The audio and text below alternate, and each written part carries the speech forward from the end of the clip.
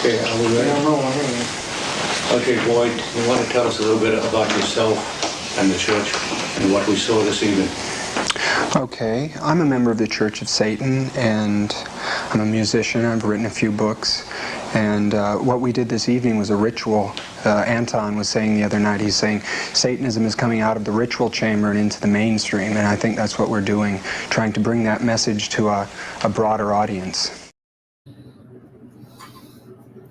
Good evening, everybody. Glad to see everybody.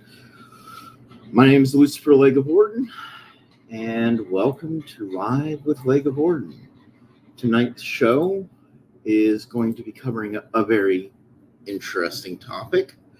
I'm going to go ahead and introduce my co-host. It seems that we've been doing a lot of shows together, and yeah, so everybody say hello to Brett King.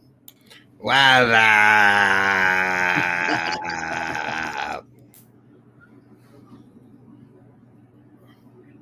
One more sweet love, please. Sorry, I'm just talking to my girlie. She's bringing me a cup of coffee to get going. So how is everybody here? Is everybody doing okay? We got Black Metaler in. So, all right. So tonight's topic, we're going to be discussing National Socialism in Satanism. Thank you. Brett, would you like to kick things off? What would you like me to kick off? I don't know.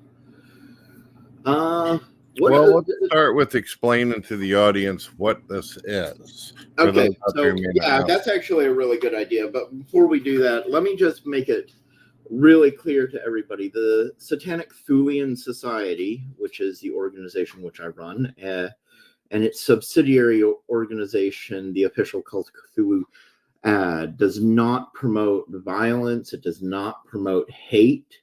It does not promote anything of the sort. So, we are not a racist organization. A lot of people have tried to portray us as such because we use the term Thule in our name, because we espouse the notion of Thulianism. And we will be going into what Thule is a little bit later on.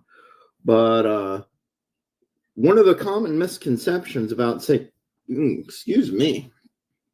about Satanism currently is that we are all left-wing radicals, that we're crazy leftists.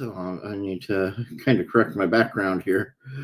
People don't really necessarily need to be seeing my my room, my place. So, Brett, what has been your experience with Satanists recently? I know you're still new to encountering us and talking with us. And you're coming from an outside perspective. Well, so far I have found that having conversations with theistic Satanists, the ones who actually believe in the supernatural and magic and concept of some kind of higher power, it's been really respectful, friendly, and I feel I've made me some friends. However, as you know, we got a history of dealing with the atheistic denominations of Satanism, which they were very rude, crude, and hostile and aggressive, and not open-minded to have a discussion, make any compromises. But ever since we've been making our shows and basically proving every damn point that we've put out there, they seem to like climbed under the toilet bowl like a cockroach.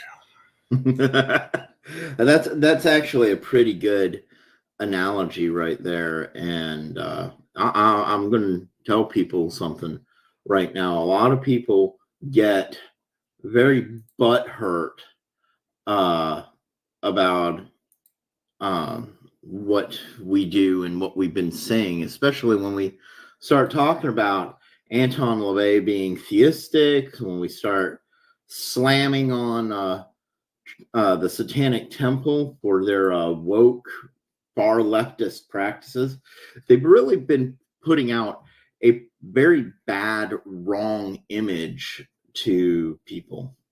A while back, I wrote an article for my book, The Satanic Testament, which you can buy on Amazon right now. And so, yeah, you can get this book. And it was talking about the political ideology of most Satanists. And Brett, I'm pretty sure you can vouch for this. Most Satanists that you've been encountering recently have all been politically right-leaning. Am I correct? Yeah, every one of the theistic Satanists I've met so far, they seem to share and agree with a lot of things I say and also believe in myself. And I believe that if a lot of Christians out there were actually to pay attention and listen, they would find that there's a lot of common ground as well. Now it's the difference between night and day if you talk to an atheistic one, because not only did they hijack the religion, but they're liberal as all get out. Yep. We have an STS member. He is our Florida Grotto Master. He's about to join us here. This is he's called Ancestral Satanist, Abaddon Fireborn, whatever you want to call him. Hey there. What's up, brother? Hey, you might want to turn your mic up a little bit because you sound a little bit garbled there. Hello? Yeah, we can hear you. All right. All right. So, Abaddon Fireborn is our Florida Grotto Master, and just like me, has a bit of a background with tonight's subject. Can you tell us a little bit about your personal background there, Abaddon? Walked my path for over, 36 years. Studied many angles between the 218, 182, Order of Nine angles, LaVey and Satanism. I've even had my own organization back in the day. Grew up in Magical Child. Anybody that knows about Magical Child, ran by the COS back in the late 90s, early 90s, and even before then. We're going to be talking about that here in a wee while. Abaddon's always been very fond to remind me about Magical Child and how it went Wiccan. It was started off as Wiccan, wasn't it? It was the Warlock Bookshop originally, then just the Warlock Shop, and eventually got completely changed over to the name Magical Child. Herman's Flater, I'm pretty sure he always had it Magical Child. It was just in the beginning, it was more geared towards your Wiccan. Because you had another store out there called Sticks and Stones, and there's a big Wiccan community. They even have a chamber in the back where the cloaks hang, but it's more Wiccan and stuff like that. Yeah. But then COS stepped in and geared it more towards the left-hand path, Crowley, and other subjects, other angles amongst them. Yeah. You got a fellow Grotto Master giving you a shout out. Hey, what's up, brother?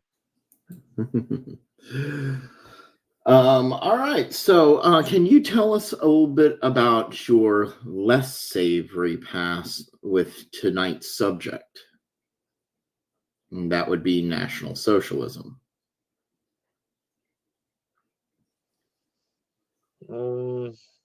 What do you mean less savory path? Your experience in it. Less savory to the general public. I mean, obviously, somebody who looks at you, they wouldn't expect you to be involved in that. They would make a very wrong assumption. Now, you are physically looking, it's pretty safe to say most people would mistake you for being African American, but you're not. Am I correct? No. Okay. Yeah. Can you go ahead and, if you're comfortable? I'm Native American and Sicilian. Native American and Sicilian. And that your Native American heritage really plays a big part into National Socialism. Am I correct? Yes, sir. Okay. Would it be okay if I asked what tribe you belong to? Choctaw. Choctaw. They're native to Florida area. Am I correct? Or Alabama, Mississippi. Alabama, Mississippi. Okay. All right. You've shown me some wonderful pictures of you at events for the tribal events in the community when you were younger, powwow dances and everything. And I have to say, some of the outfits you wore were beautiful. I mean, just covered in feathers and just really awesome. Can you tell me a little bit about how it was to do those events and what it was like to dance with your people? Oh, it's very spiritual, very connecting, especially when you have people that understand your angle, your study, the true tradition of our people, which is completely, you want to put it, left-hand path. That's what Exactly. makes up our tradition. You have all these natives that I would also get into scruffles with, debates, because they want to walk this godly path. They want to connect with the Bible and do all that stuff, and that's not how it goes. If you want to get into the Bible, that's what killed our ancestors, and that's ancestral Satanism right there. That's what Which, of course, tonight's subject is National Socialism. How big of a National Socialist movement would you say is within the Native American culture right now?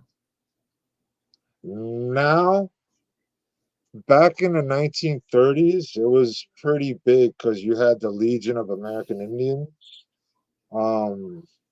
And just to be clear, I'm sorry for interrupting you. Just to be clear, when I say National Socialism, I am referring, of course, to the political system established by Adolf Hitler. Am I correct? Yes. Okay. The Legion of American Indians was a National Socialistic organization back in, I think, 1934. That was our political structure and system, because if you really get into the political structure and system of the Native American tradition, it's completely National Socialist, because National Socialism is tribalism. It's straight tribalism. Okay. That's all National Socialism is, but it's a nationalistic identity of complete tribalistic unification of a person, of people. Would you say it is a negative system? No. Would you say it's positive? It's completely positive. National Socialism is a completely positive system that can bring up a society. All right. So when you hear about stuff like what the National Socialist German Workers' Party, which was headed up by Adolf Hitler, the founder of National Socialism, and all the things that happened during World War II, Nazi Germany, and the European Front, would you say that is a reflection of how the system was originally intended to be, or is that, in your opinion, your personal opinion, a misrepresentation of what the system espouses? I think that it was completely necessary for the structure to do what it did, for the train to take the direction that it did. The reflection of that direction that's put upon the people of today's society is completely negative, and it's completely misdirected. Okay.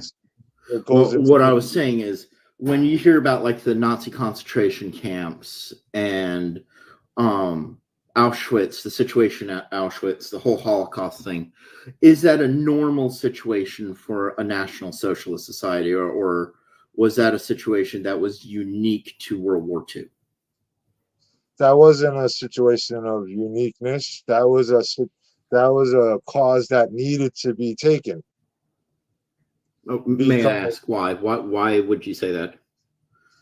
Because the Fuhrer and the SS even warned these people to stop doing what they're doing, to leave, and they didn't want to move. They did not want to obey. He did not want their ways in his country. Okay, so really quickly, I'm sorry for interrupting you there. When you say he didn't want their ways, was he talking about the Jewish ways or their political ideology? Both their political ideology and their Zionistic beliefs. Because their Zionistic beliefs and their political structure was completely destroying his country and taking his spiritual ideology. Your mic's going wonky. Have it on.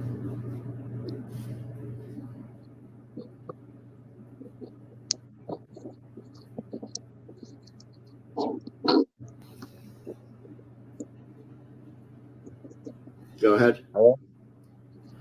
You sound very... Okay, there you go. He wanted to take the spiritual... They wanted to take the spiritual structure out of his country. What was Germany like? What was Germany like before the National Socialist German Worker Party came into power? Depressive. They were living on the streets. Am I correct? More than that, they couldn't even eat. The National Socialist Party is the party that restored the pride back to the country. And what people don't understand is he wanted to bring the people back to wonton. He wanted to bring the people back to the German traditions, the German belief. So let me make sure I got your perspective correct. When you say that it was a necessary step that needed to be taken in getting the Jewish community out of what they were doing, getting the Bolsheviks out, the Marxists out, because I'm not going to lie to people. Am I correct in saying that it was Bolshevism and Marxism, that political system after World War I, that had caused the downfall of the German people, and they were literally dying in the street? Am I correct in that? Yes, sir. Okay. All right. And so basically these people they had their backs up against a wall. They did something dramatic and very drastic, or they died. Am I correct? Mm-hmm. Okay. All right. May I offer a suggestion on something real quick? Go ahead. If he's using a phone that's within the last couple of years to be on the show, he may have a condenser on it that's already built in. What this means is your air conditioner, any sound that goes, may muffle him on accident. Gotcha. Yeah, I'm on a tablet. Gotcha. But all right, so that's all really interesting. Yeah, we can hear you okay there. That's really interesting. Is there anything else you can actually? How does National Socialism fit in with Satanism? I don't know if you saw the opening of the show today, but I played a clip from the 8808 rally, and it was a clip of Boyd Rice. Did you get to see that? No, but I'm very familiar with Boyd Rice. Okay. Let me go ahead and play that again so you can go ahead and see it. If for people who are not used to what Satanism is about, it might be a little bit jarring of a clip, because if you look in the background, you see Boyd Rice sitting in front of something very unique. So it's only about a 30-second clip.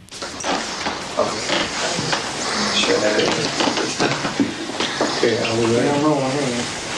Okay, Boyd, you want to tell us a little bit about yourself and the church and what we saw this evening? Okay, I'm a member of the Church of Satan, and I'm a musician. I've written a few books, and what we did this evening was a ritual. Anton was saying the other night, he's saying Satanism is coming out of the ritual chamber and into the mainstream, and I think that's what we're doing, trying to bring that message to a broader audience.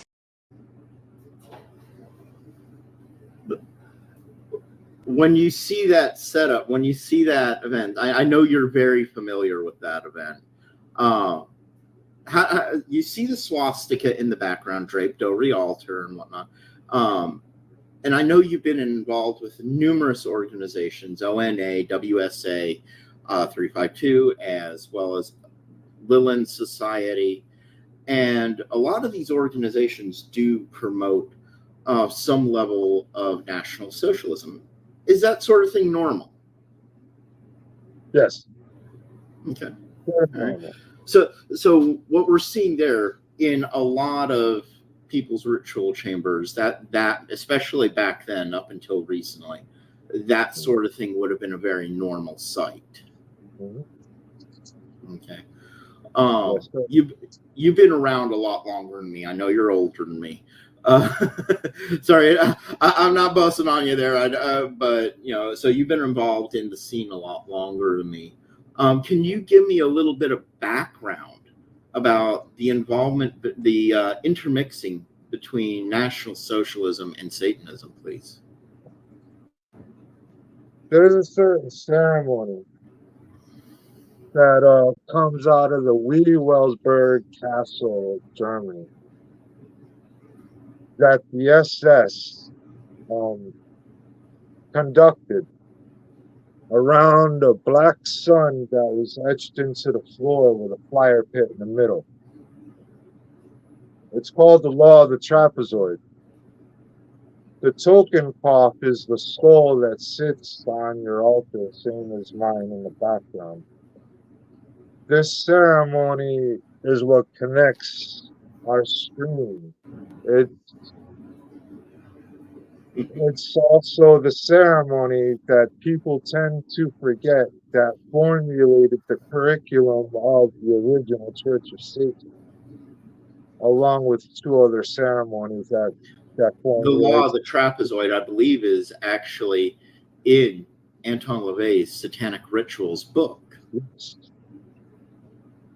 as well as there's another one, and I know you're a big fan of this one, Dialexion Vorspiel. That's the Law of the Trapezoid. All right. Can you explain this ritual to us? I know it's not a very, there is a few people who filmed it already on YouTube, but it's not a very commonly filmed ritual.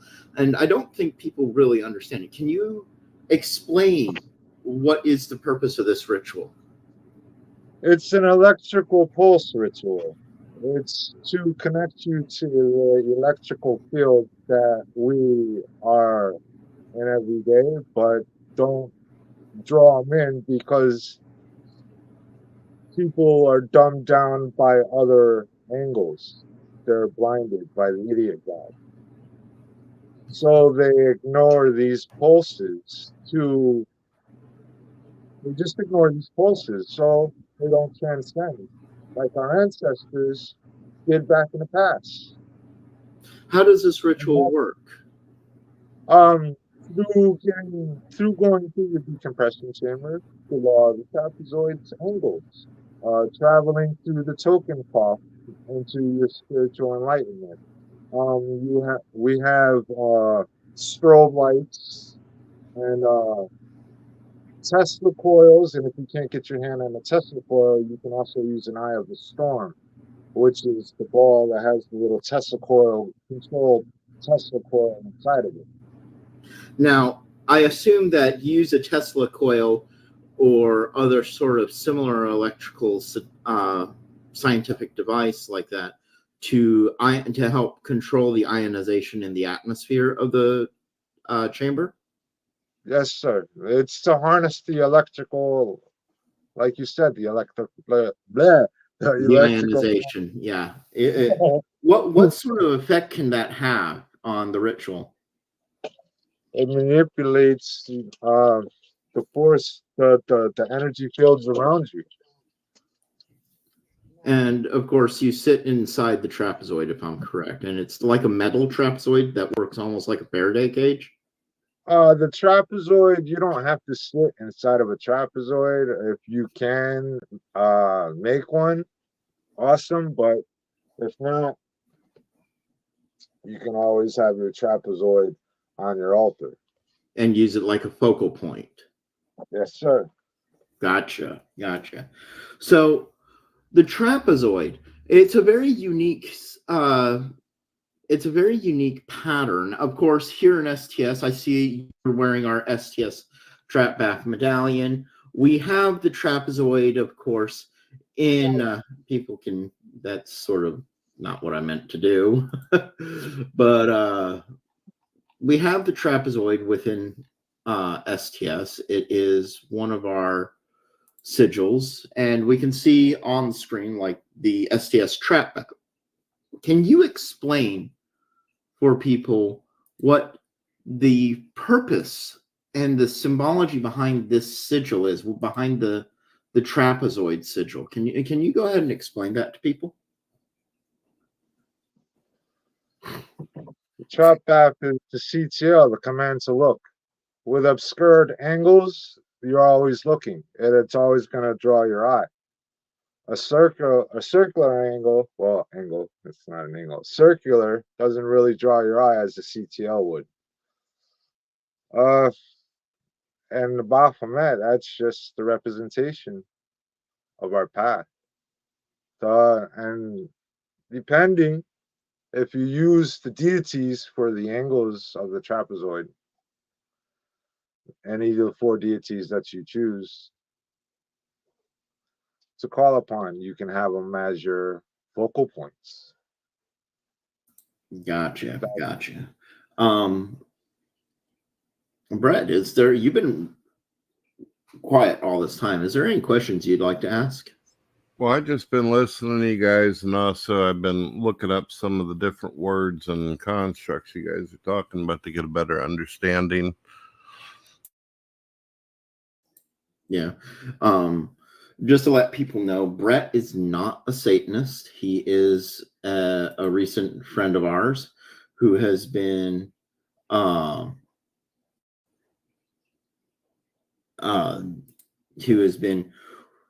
doing a lot of live streams with me. He's definitely a Christian, but he has a very open mind about things. So we are getting a question from Brandon Lashbrook. You ever read Germany Must Perish? A Jewish communist had an open plan to sterilize and genocide Germans around World War I. Abaddon, your comment on this? That's a new one. I would like to read that. Yeah, I've never seen that, Brandon. Thank you for bringing that to our attention. But it does sound a lot like what was going on in Germany after World War I. Germany was, if I'm remembering correctly, they were vilified as, just like in World War II, they were vilified as being the ultimate aggressors, and they were punished for the events of World War I. Correct me if I'm wrong, guys. Well, I don't know, but you were saying earlier if I had any questions. I've actually come up with a couple of them. What inspired you to get into this ideology?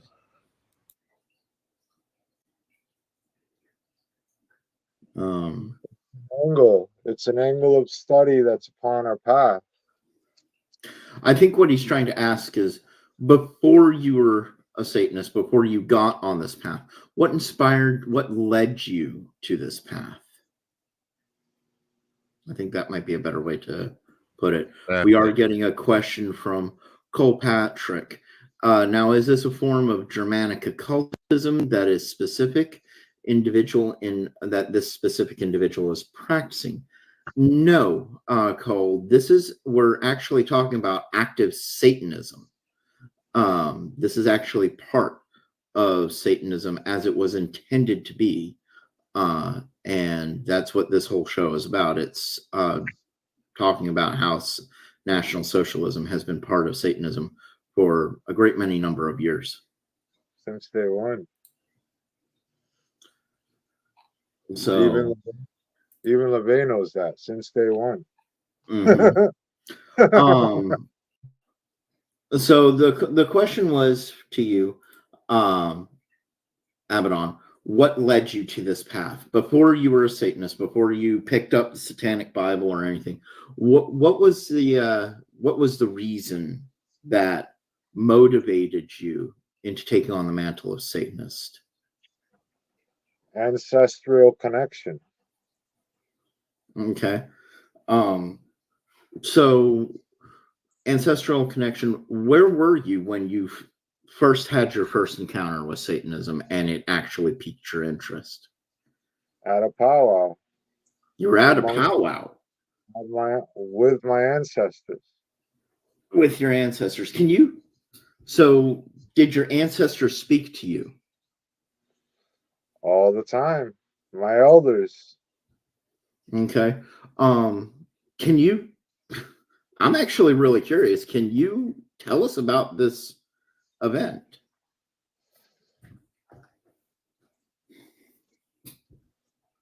Before the Bible, you had a tradition, and you still have a tradition. You have culture. You have gods and goddesses. You have rituals and ceremonies.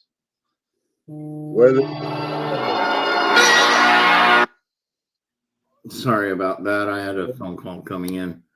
Very good. Whether you want to call Satan, or Coyote, or Set, or by any other name,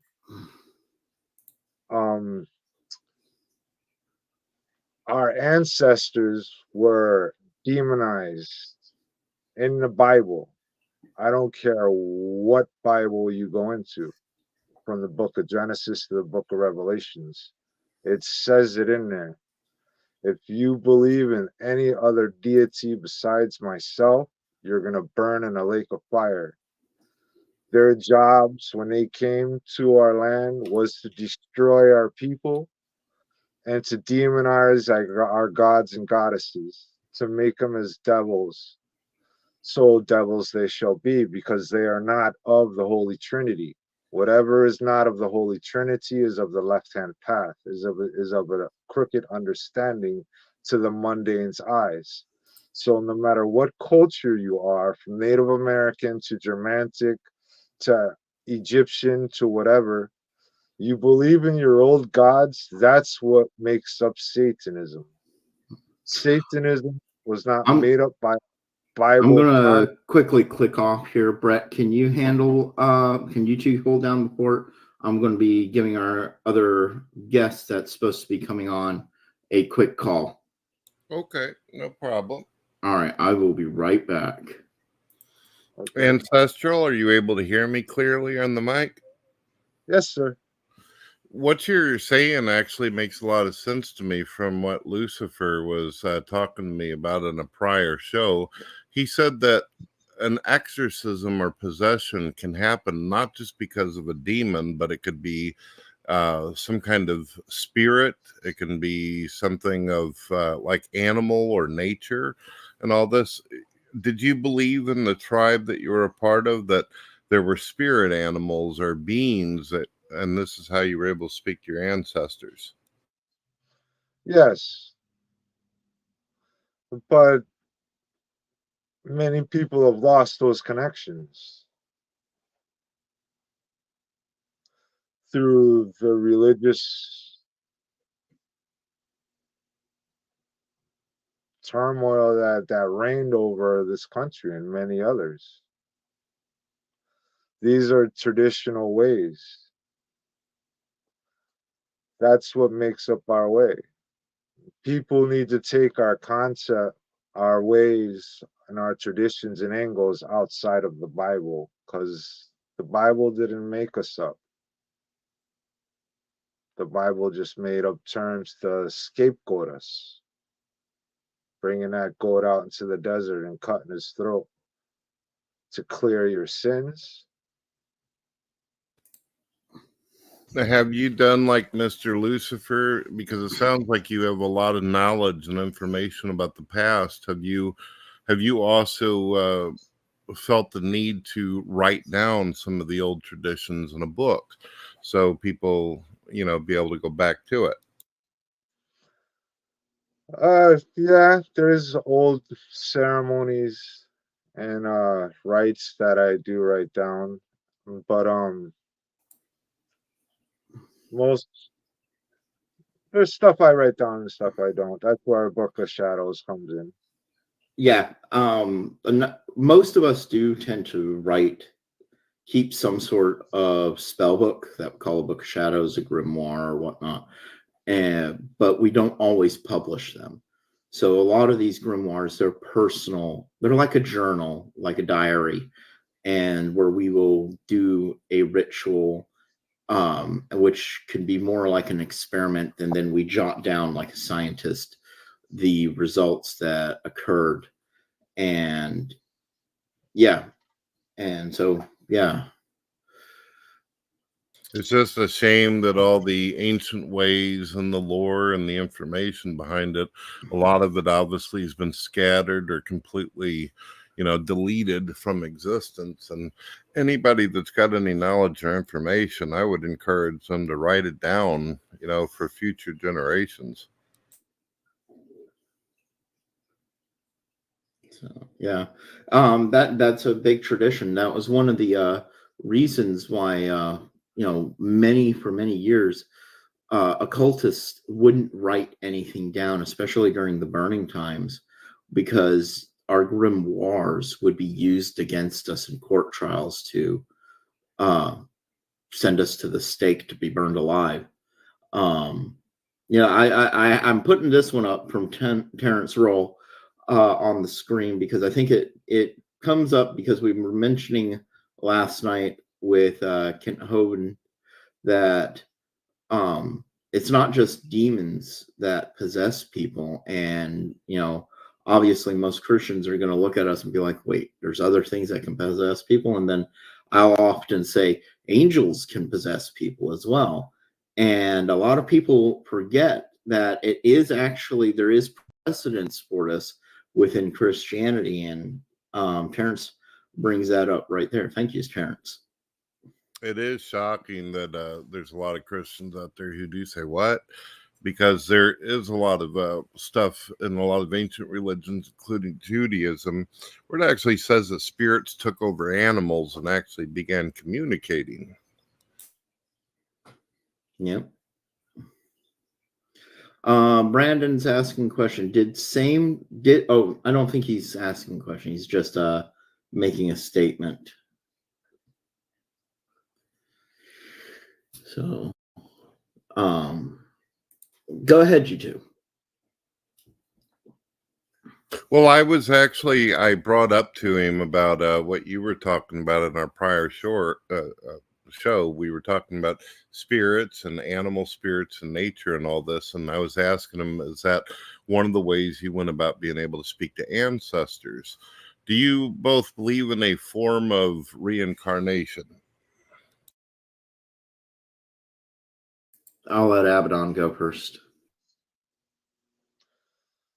No.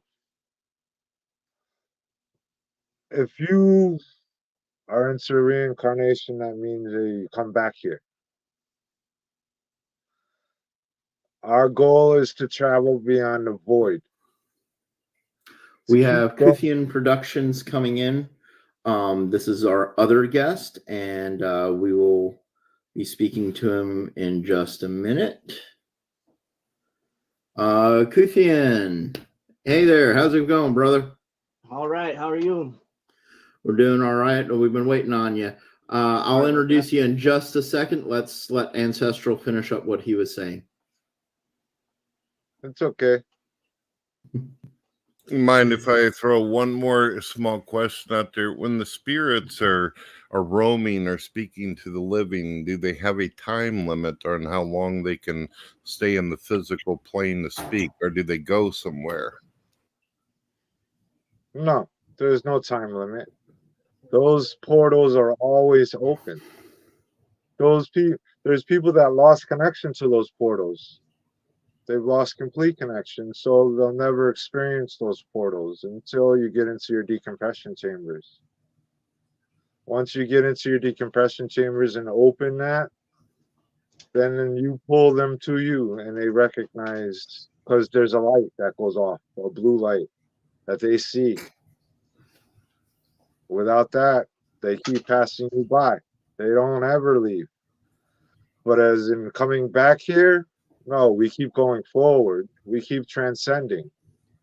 There's no coming back here, because that's a demigoric trap. That's what the mundane wants you. They want you to keep coming back to this plateau. Yeah. It's a punishment, a Zionistic punishment.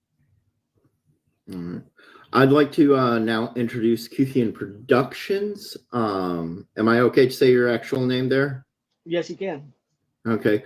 Ladies and gentlemen, tonight's show is about National Socialism and Satanism. And while ancestral Satanists and myself have very strong ties and experience with National Socialism, the man below my image, Cuthian Productions, probably has some of the best experience firsthand in the field of National Socialism. He has been branded, probably in my experience with you, incorrectly branded the most violent neo-Nazi in America. This is Jake Lasky. And Jake, can you please tell us a little bit about yourself? Yeah. So. You're going to need to speak up a little bit. All right. Can you hear me now? Yeah, I can hear you. It's just you sound really quiet. Okay. He could go into his settings and turn up his microphone that way if that's the issue. All right. It's because it's these headphones. Here, let's do like this. Okay. Can you hear me better? Oh, much better. All right. Yeah. It's those headphones. They quiet everything down. So a little bit about myself. So I was involved with the National Socialist Skinheads when I was a kid, teenager, youth skinhead. I was involved with the Aryan Nations Congress 2002, where I spoke. That was the first time I spoke in front of a crowd, and I spoke on behalf of political prisoners. I was a member of Volksfront. I was their prisoner affairs department head, and then later I was involved with American Front.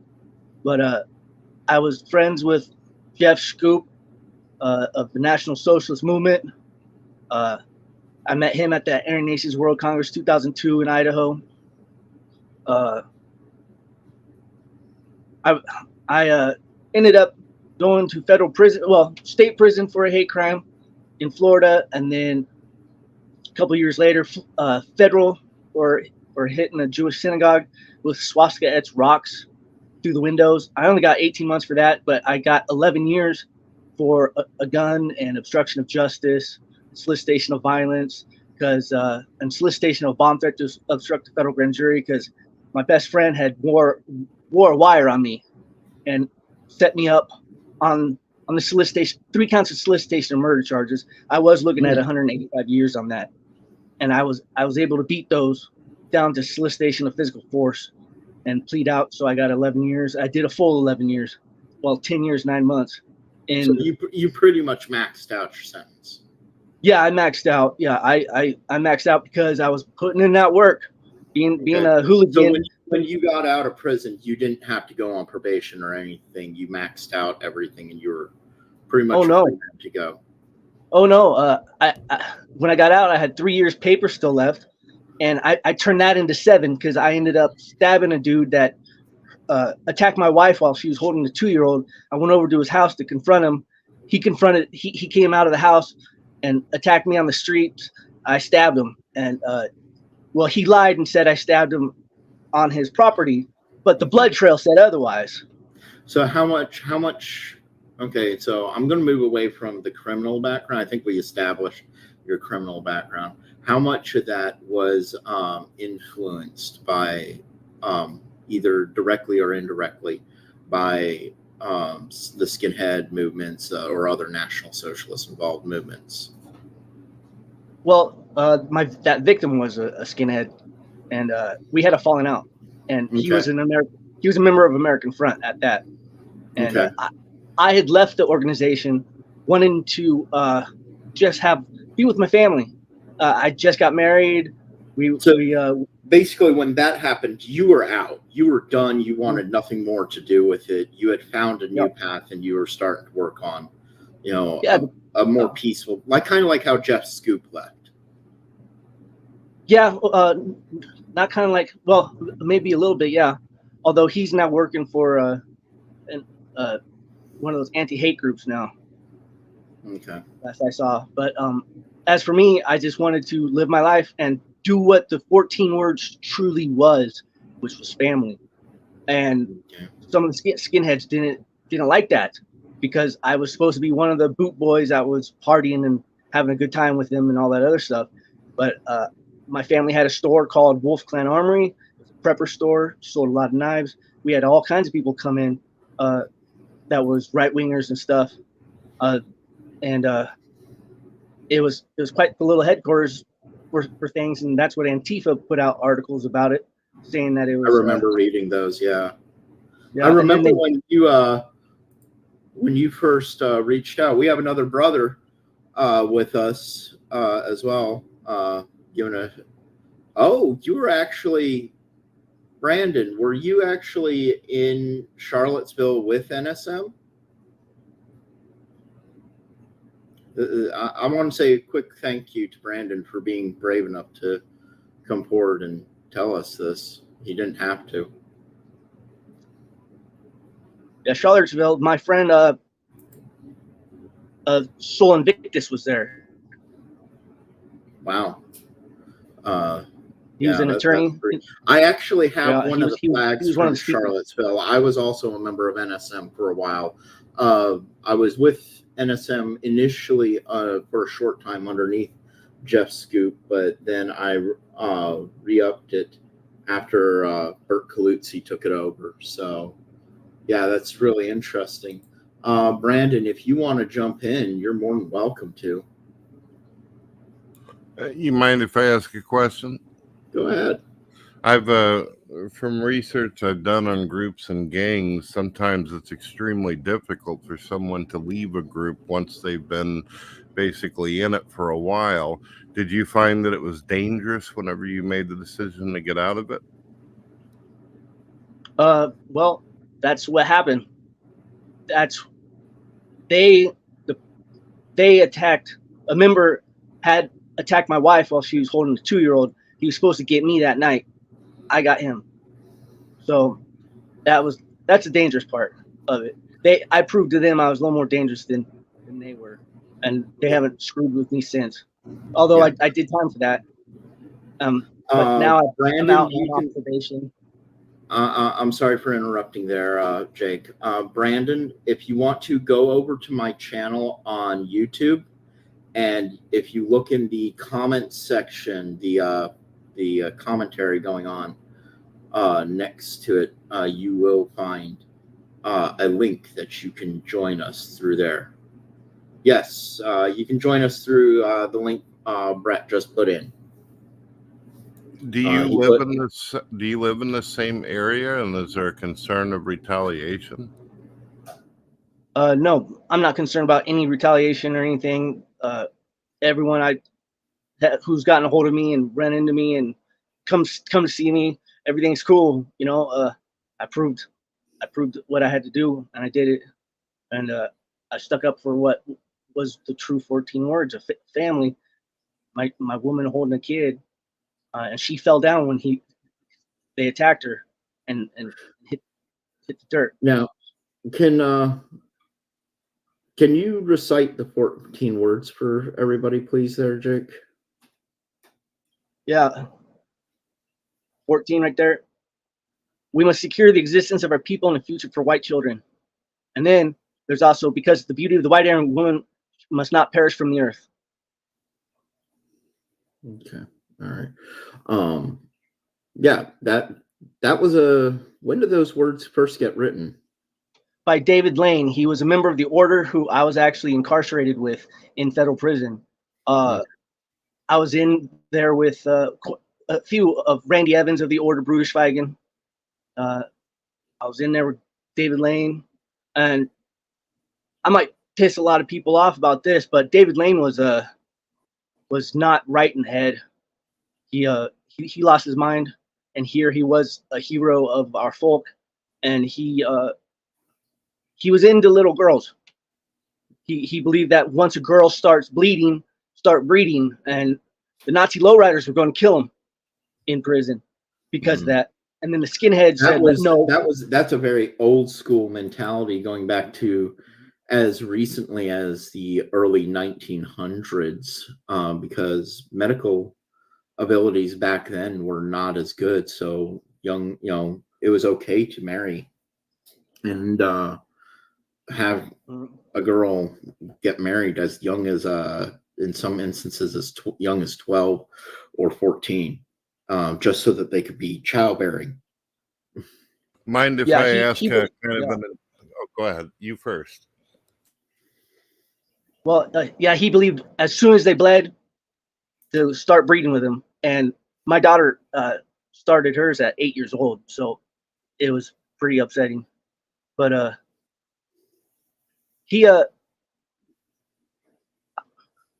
David Lane was a pervert. Honestly, he was a pervert who was a folk hero for the folk that we were all let down by. And he wrote the 14 words. Basically misdirected and so this is the first time. Wrong path. Yeah. Okay. And this is probably the first time anyone's ever heard that David Lane was a pervert. Yeah. Well, my question for you guys is this. I understand that a lot of ideas and ideologies have changed in some things, but right now there's many people in America who believe in something called the replacement theory, where they believe that Caucasians are they're basically wanting to minoritize and get rid of whites. Do you agree with that? Do you feel like there's actually a political agenda to do that? Yeah, I believe there's a political plan for a lot of things, such as the European Kalergi plan, where they're being replaced by the migrants coming in from Africa. And if you look at the open border thing that Biden's doing, then that's part of the replacement. Yeah, that's pretty crazy there. So how would you say Satanism played any sort of influence into you choosing to leave the National Socialist skinhead movements? Yes, I wanted to pursue my religion more. I wanted to pursue the knowledge that came from it and stuff, because I was what you would call an esoteric Hitlerite. I was into esoteric Hitlerism, which in itself is Luciferian based. And that opened me up to come out of the open to say I'm a Satanist. And that's what I wanted to do. I wanted to pursue my religion and really get because like Anton LaVey said, it takes study. And so I wanted to study. And so Satanism, esoteric Hitlerism is where we believed that Hitler was an avatar of Krishna. And if you look into a little more, avatars, Savitri Devi wrote a book, The Lightning and the Sun, and said that Hitler was the man against time. And sort of like the Antichrist. Yeah, sort of like the Antichrist, but with more nobility behind it when you come to reading about it. Yeah. There's a lot of different things that we're discussing tonight. When it comes to groups like, I'd like to hear from both of you guys. And really quickly, I'm going to repeat to Brandon. If you want to jump in, go on over to YouTube and you can find, actually, I wonder, yeah, you can find the link. Brett is throwing up the link right now, but it's only showing up, Brett, that's only showing up in for YouTube. So Brandon can't see that. He's on Facebook. Is there any way for you to open up the Facebook page and post? That's what I'm going to try to do. I'm going to go over to our live stream on YouTube. I do want to tell Mr. Cuthian as well as Ancestral, I appreciate you guys being patient with me and answering my questions. All right, so I'm going to go ahead and we are going to grab this and copy. All right, so now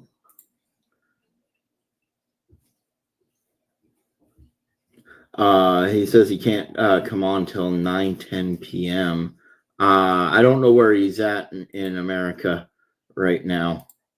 So I'm going to throw the link out there.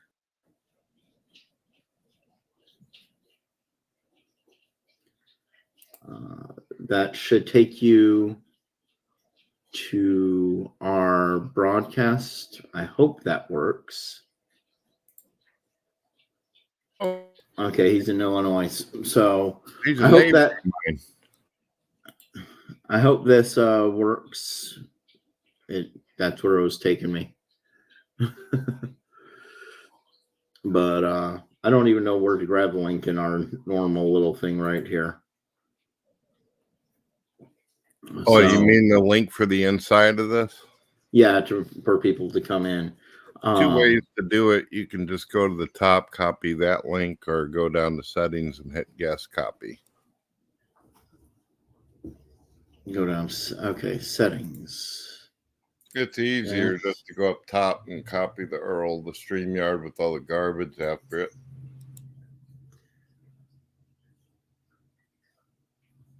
All right.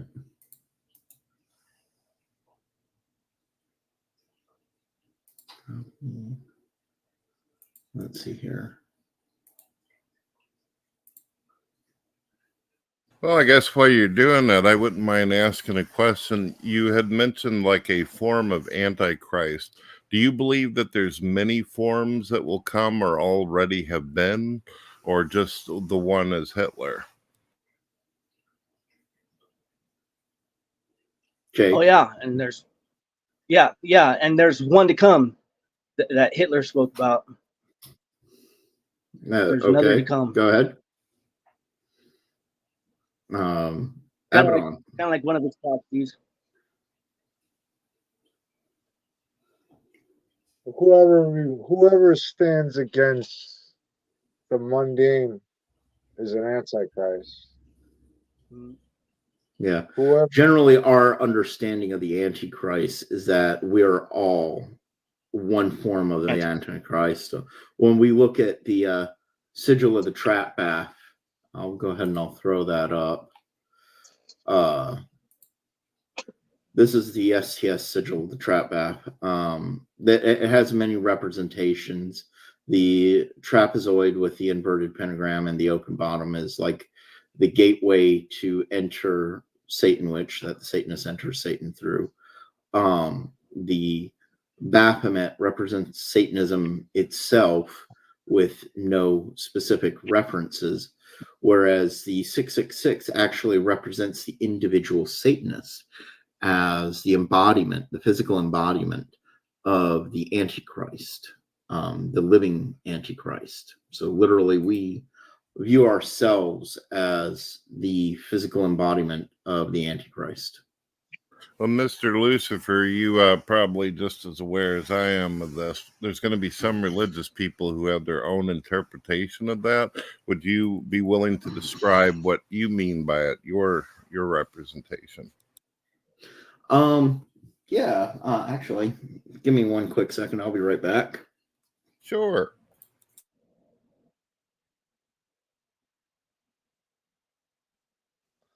What's up, Jake? Doing good, man. How are you? I'm good, brother. Nice to see you on the show. Yeah, I'm glad to be here. Happy to be here. Sorry I'm late.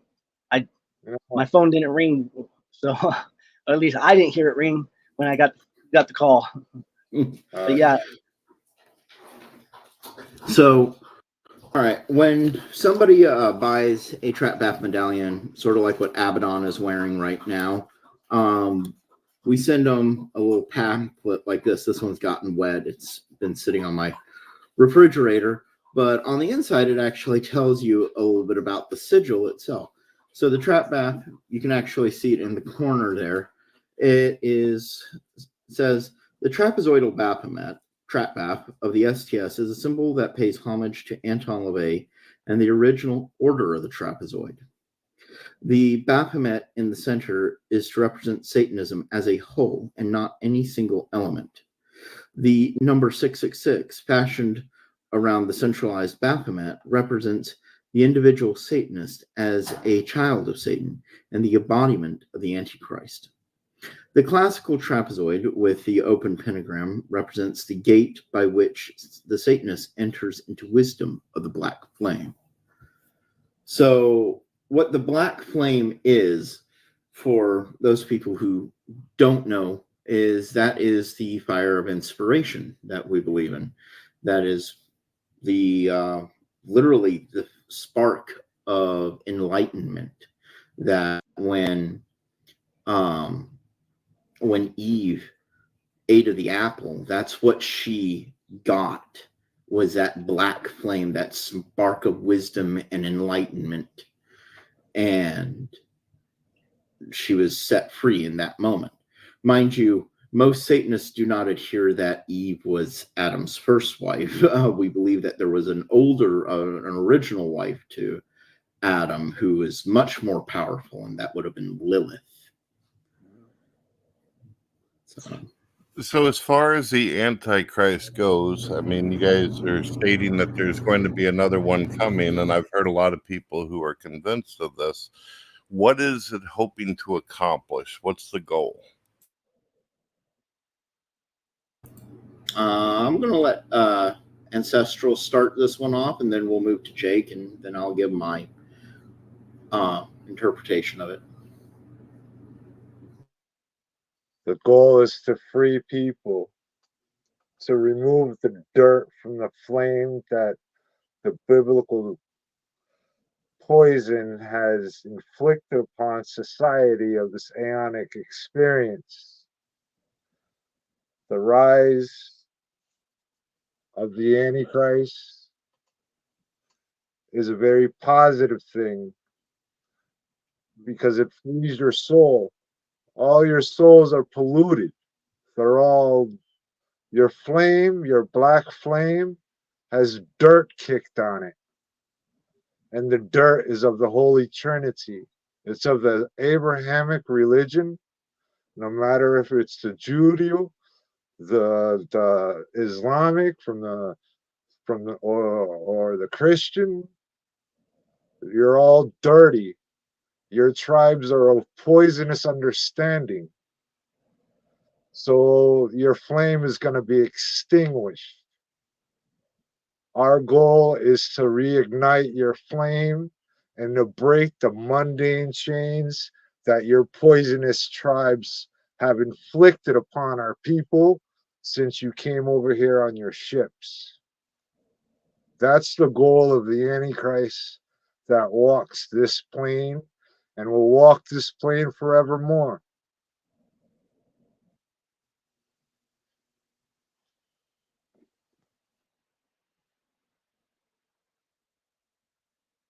Mr. Lucifer, you're muted.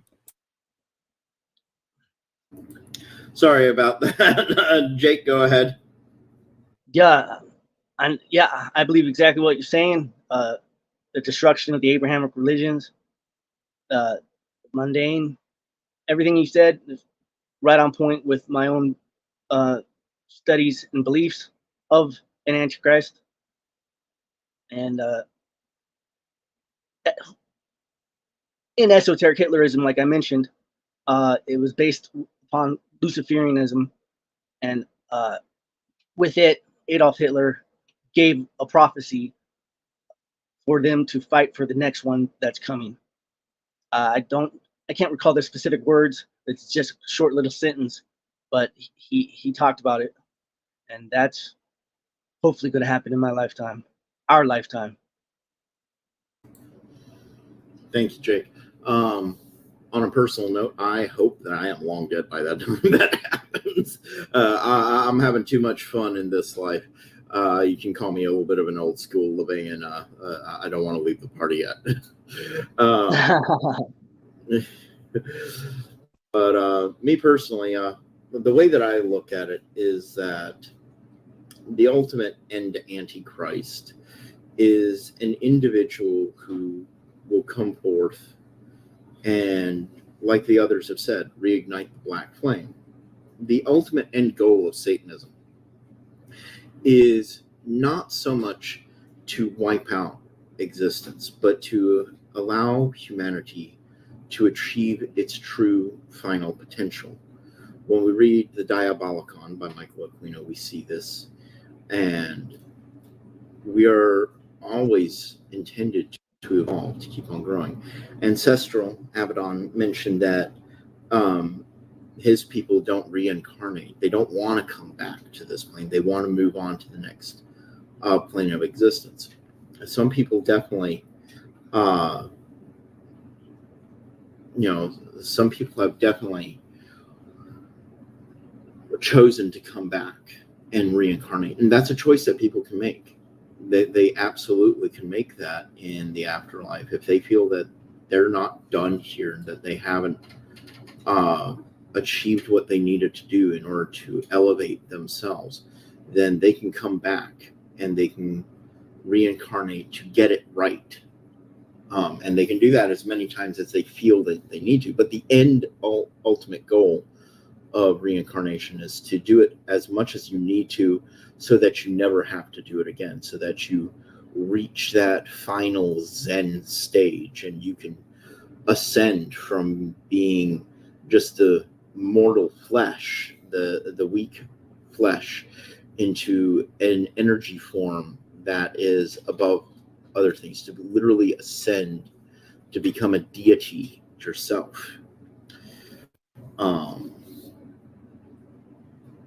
Yeah, and that's one of the very big important things for most Satanists. We don't often talk about this, actually, because a lot of Satanists are focused on the here and the now. We're not trained to worry about what happens after death. We do have an afterlife. We do express that, but we're not trained to focus on that. We're focused more on living and enjoying our life here and now, and celebrating ourselves and trying to be happy with what we have. My next question is obviously we've all experienced that when any group or man has some kind of power or considers themselves higher than others, they become a problem. They start killing, they start harming, they start taking away from others. If a lot of these humans start believing that they are gods and deify themselves, isn't there going to be a conflict? Is there any discussion in that about that? I don't think so. I think the main conflict, just like you've seen, is mostly between the theists and the atheists. You and I have discussed many times on the air about how Jeffrey Dahmer pointed out that without some sort of theistic ideology helping guide morals, and individual morals, we wouldn't have morals. And I think that is where the true conflict lies, is the individuals who have a moral compass of some sort. And it doesn't matter what kind. It can be Christian, it can be Odinist, it can be Satanist, whatever, as long as it's some sort of theistic moral compass, because most theistic moral compasses, in my experience, tend to be pretty good. they tend to want people to live their best lives. And yeah, that's where I think the real conflict is going to eventually be. We did just have a question. I'm sorry, I'm not diverting here, Brett. We did just have a question. Antonio Rodriguez asks, has Satanists and Odinists ever been on terms with National Socialism as one, or are we both very different groups? I know plenty of Odinists that are in National Socialism. We have Brandon Lashbrook. Hey, how's it going, man? Oh, good. Everybody can hear me? Yeah, we can hear you. You might want to mute your mic for a second there because I'm getting some feedback on you. All right, thank you. Going back to really quickly, I've met plenty of National Socialists who were Odinists, who were Christians, and all sorts of things. And, you know, in National Socialism, it's once you find that similar point that everybody can agree upon, I don't think it really matters to what the personal religious beliefs are, because you have that political ideology, which is virtually a religion itself, that everybody can line up behind. I'm going to go ahead and turn the mic over to our newest guest, Brandon. Brandon, can you tell us a little bit about yourself? Well, I found out about Satanism when I was about 14 years old. I believe that was 1996. An older friend gave me the Satanic Bible, and I read it. I really resonated with it. And then, I liked goth and industrial music and Marilyn Manson, and it was about that time when the whole trenchcoat mafia thing was going on. So there was a lot of like anger and frustration with how people were being treated in the public school system and all that. So that kind of like just fueled, my resentment towards the Christians and everyone else to begin with. And then, and then I got into, later I got in the Temple of Set for a little while when I was like 17, or not 18. I joined them. I was in that for like 2 years. And then, I was more into the Thelema as well. I got into that. And then, but in the Satanic, or the Setians, I found out about esoteric chronology.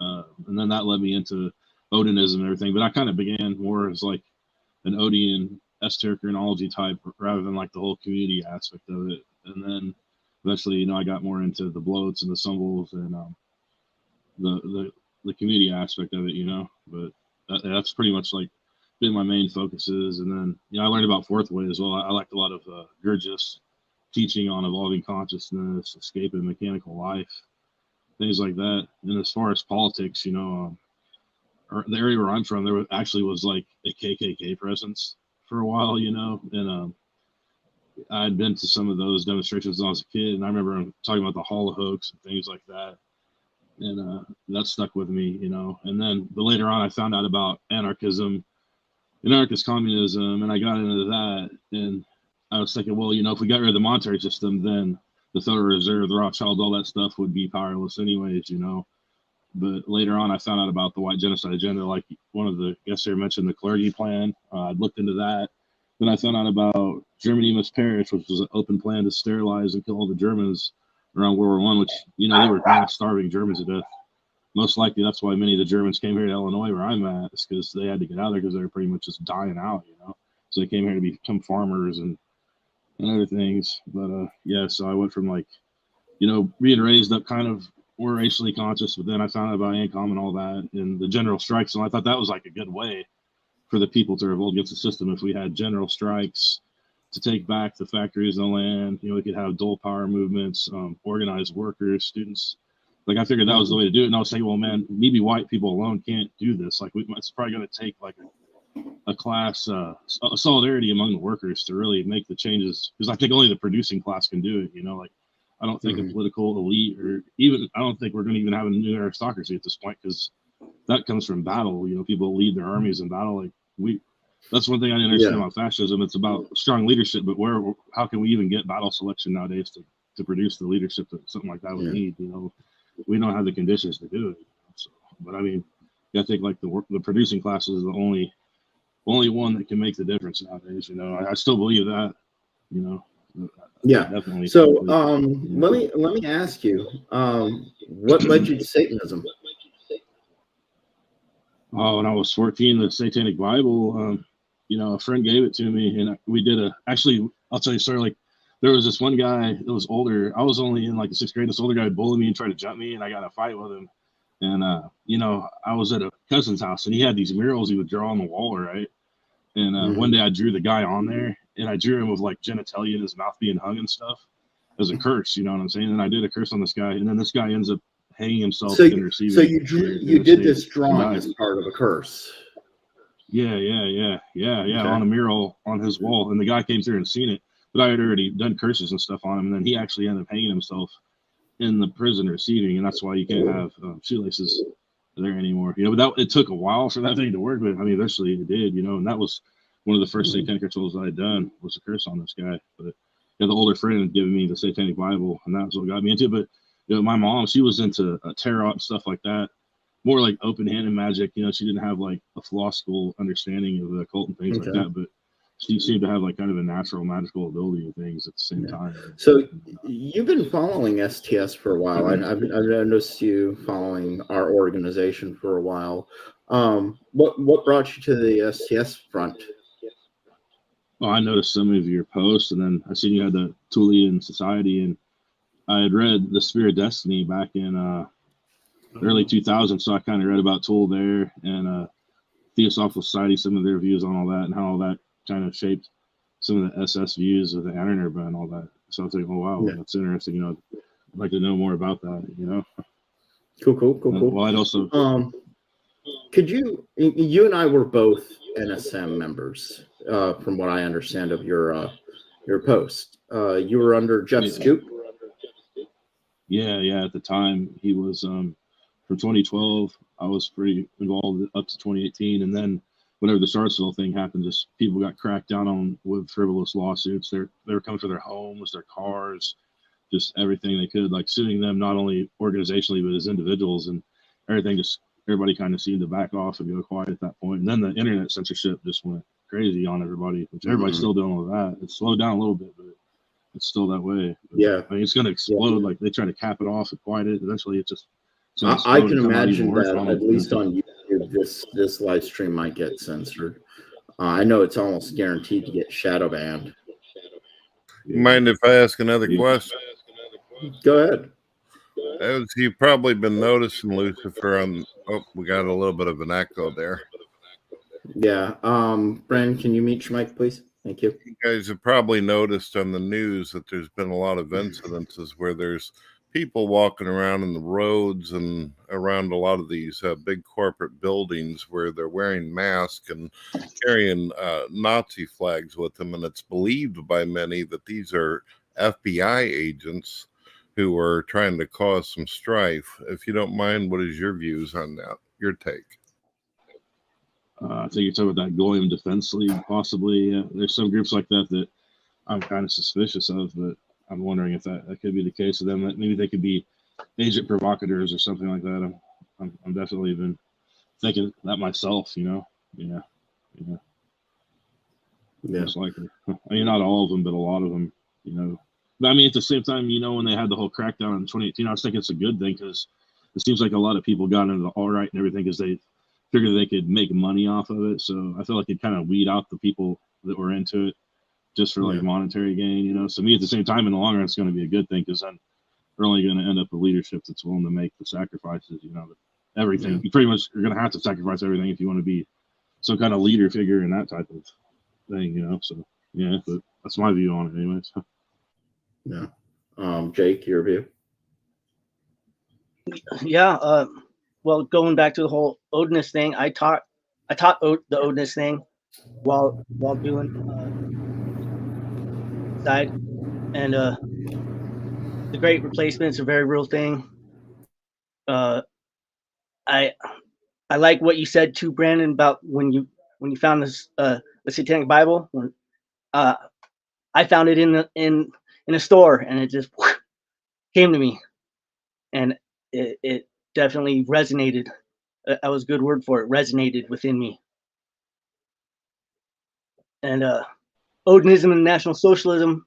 Like me being a National Socialist, I was teaching the Odinists, and I was big into it. I got a Thor's hammer right here. That was part of the path, but Satanism was always there, and always there. And I had a friend inside that we did a few solitary rituals and stuff, and everyone thought we were just insane or whatever. But yeah, thank you, Brandon, for sharing, because it speaks a lot right there to me. Oh, you're welcome. Yeah, I don't see anything conflicting between Satanism and Odinism. I mean, Anton LaVey, even in Satan Speaks, if you've read his last book, he says he considered Odinism to be a noble form of Satanism. And then he also talked about being their specific genetic type that would be considered satanic. But he talked like it might, transcend ethnicity, but he talked like eventually, they'll discover something like that. They'll begin Yeah, I to love see Satan Speaks. Yeah, I love Satan. Lucifer, you're muted, sir. Sorry about that. Thank you for catching me. Ancestral, what's your views?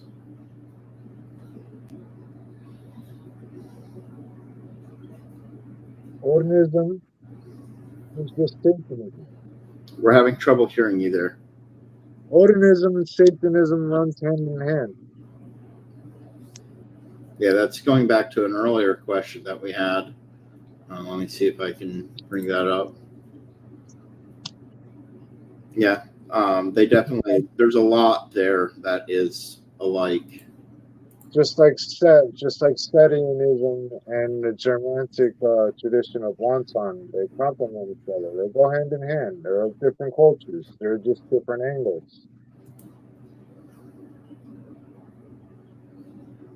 Mr. Lucifer, I shared a link with you in private chat if you're interested in looking at it later. Yeah, I'm looking at it right now. Yeah, it's that video that you're playing. Which group is this? Well, this is the group that people think are the FBI trying to cause trouble and strife in these different... They're Satanists. These are Satanists. These are actual Satanists. They're running the 218. Ancestral, can you please tell people about the 218 current?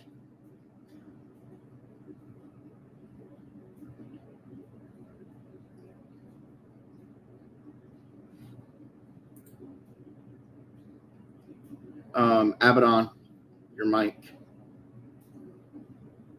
Looks like he might have froze up. Oh, there he is. Ancestral can... Okay, we lost him. Kuthian, or Jake, do you know anything about the 218 current? No, I've only read a very small thing about it, and all right. So the 218 current is the black light current. There he is. Hey there. Yeah, 218 is the teaching of the other side, the black light. Huh? Oh. So, go ahead. Go ahead. It's a theistic teaching. Teaching of the serpent. Yeah, I believe it originates from the Black Order, Black Order of Pan-Europa. I believe they were one of the first ones formed in 1994 that they were affiliated with the Order of Nine Angles and Ordo Centra Vivendi. That's really interesting. But the link that you sent me, I'm going to go ahead and quickly share my screen with everybody. Well, there's another group out there that's goofing around too. They call themselves the Patriotic Front. You'll notice that usually conservatives don't wear a mask or all these. Usually the groups that wear the mask are the ones that plan on throwing a cocktail at you sooner or later. Yeah. When I was part of National Socialist movement, we did not wear masks at all. So this is the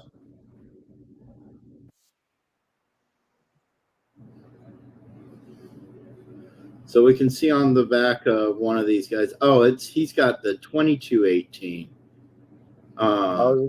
Jake, does that mean anything to you? 2218? Yeah. Well, there's like 2316 is SWP. 2218. There's the 1 and the 8 is Adolf Hitler. 1 being A, the 8th being H. With them, with the 22, it's probably the initial of their part of their organization, meaning kind of like a. I don't know if we can read this on the back of their shirts. It looked like some Bloodstorm or something like that. Might be Farm 22, no? I don't know. I can't read the back of this one guy's shirt. Farm 22, that's all Vinlanders. Go. Yeah. So I'm going to go ahead and stop sharing. Back over here. So yeah, that was really interesting. Thank you for sharing that with me. Of course, I'm not going to play their whole damn video. I was wondering what the 218 had to do with that march. Oh, this is Patriot Front, Jake. This is your old crew. We just got a link. If you look into private chat, you'll be able to see the links that Brett just put up. But yeah, this is they were different than what I was. Patriotic Front. Yeah, I was never involved with Patriotic Front. They're kind of a new group Patriot that Front? I've been doing that. Yeah. Yeah. Yeah, I was involved with Patriot Front, but I've been reading a lot about them lately, and articles to do with them going to gatherings and marches and stuff like that in Idaho, protesting transgenders and all that. Yeah. What's your personal views, guys, about transgenderism, especially when it comes to Satanism?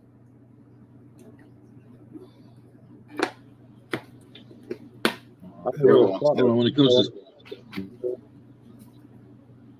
comes to Satanism, I know we don't make a big deal about people's sexual preference or whatever, but at the same time, it seems like it goes against nature. And not only that, like, I don't know if any of you are familiar with that documentary, The Disappearing Male. It shows how there's guys that are so messed up from all the gender bending chemicals that their balls are like in their stomachs like ovaries and they're born. So it seems like there's not only the psychological aspect of the feminization of the men, it's also being pushed chemically. So for people to think that they're just naturally going along with that and it's not some kind of social engineering, I don't believe that. I think people should really consider how it's not just some natural thing that's happening to people, and Satanists, we're about the natural order, right? So yeah, you believe in that, and you wouldn't want to be forced into something that's making you go against your natural instincts, So in that Brandon, sense, are you familiar with the Lex Satanicus?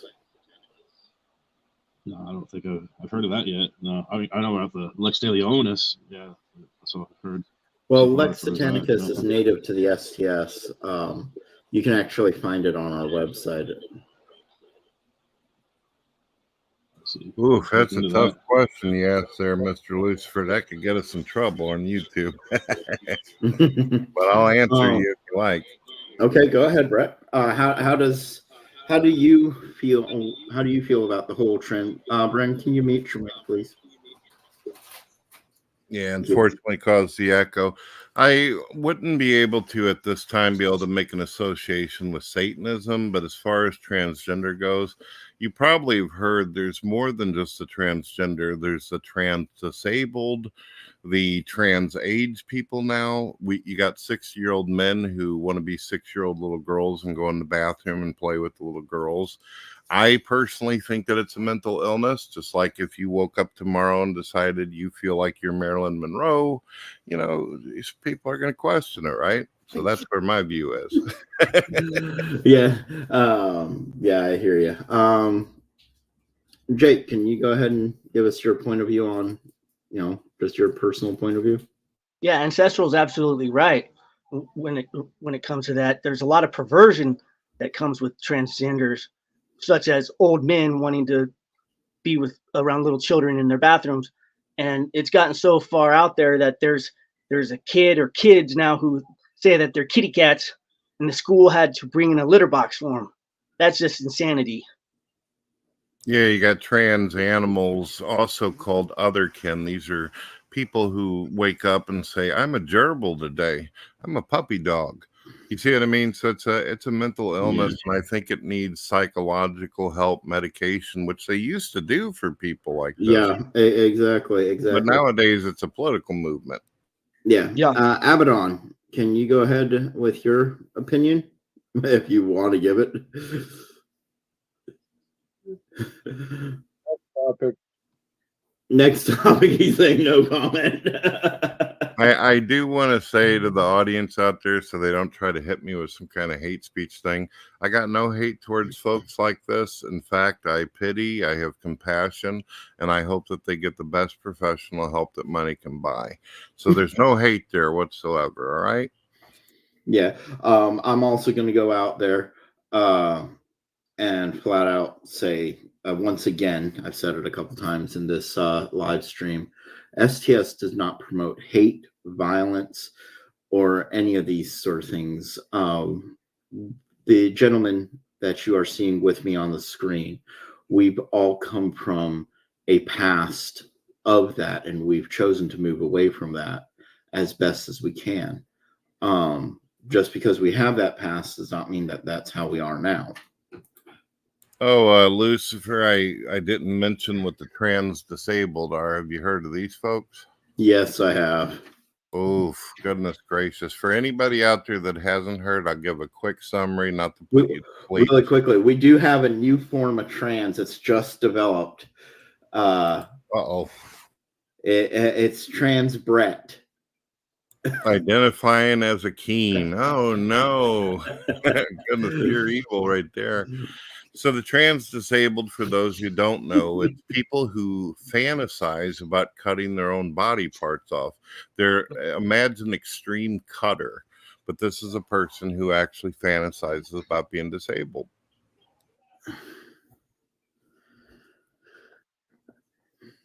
Oof, everybody's just like, damn. All right. Yeah, yeah. Yeah, it's getting bad. There's this movie. I forget what it's called.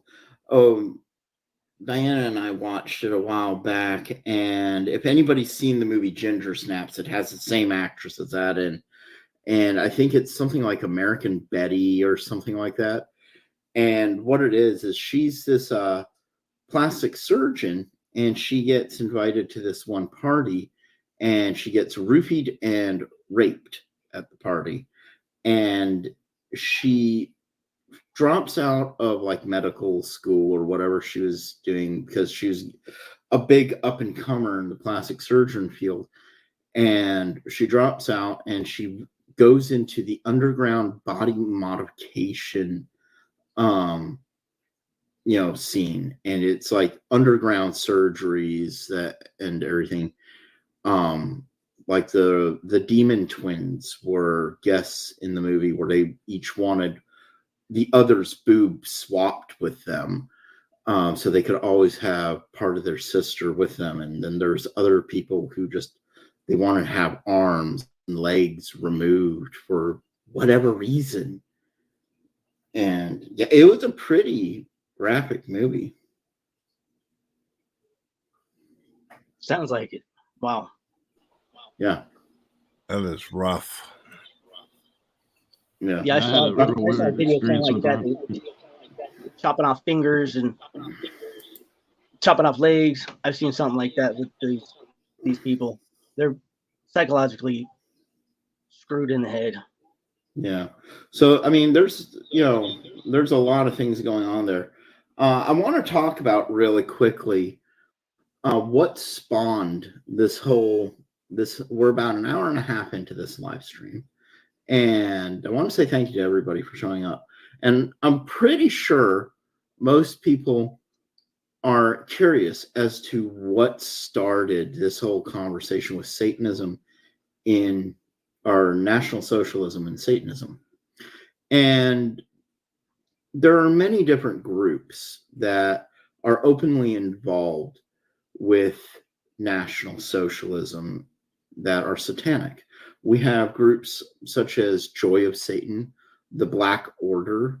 There was also the Order of the Nine Angles, as well as there's been other various National Socialist groups that have been involved with Satanism, such as the now defunct but very infamous Atomwaffen Division.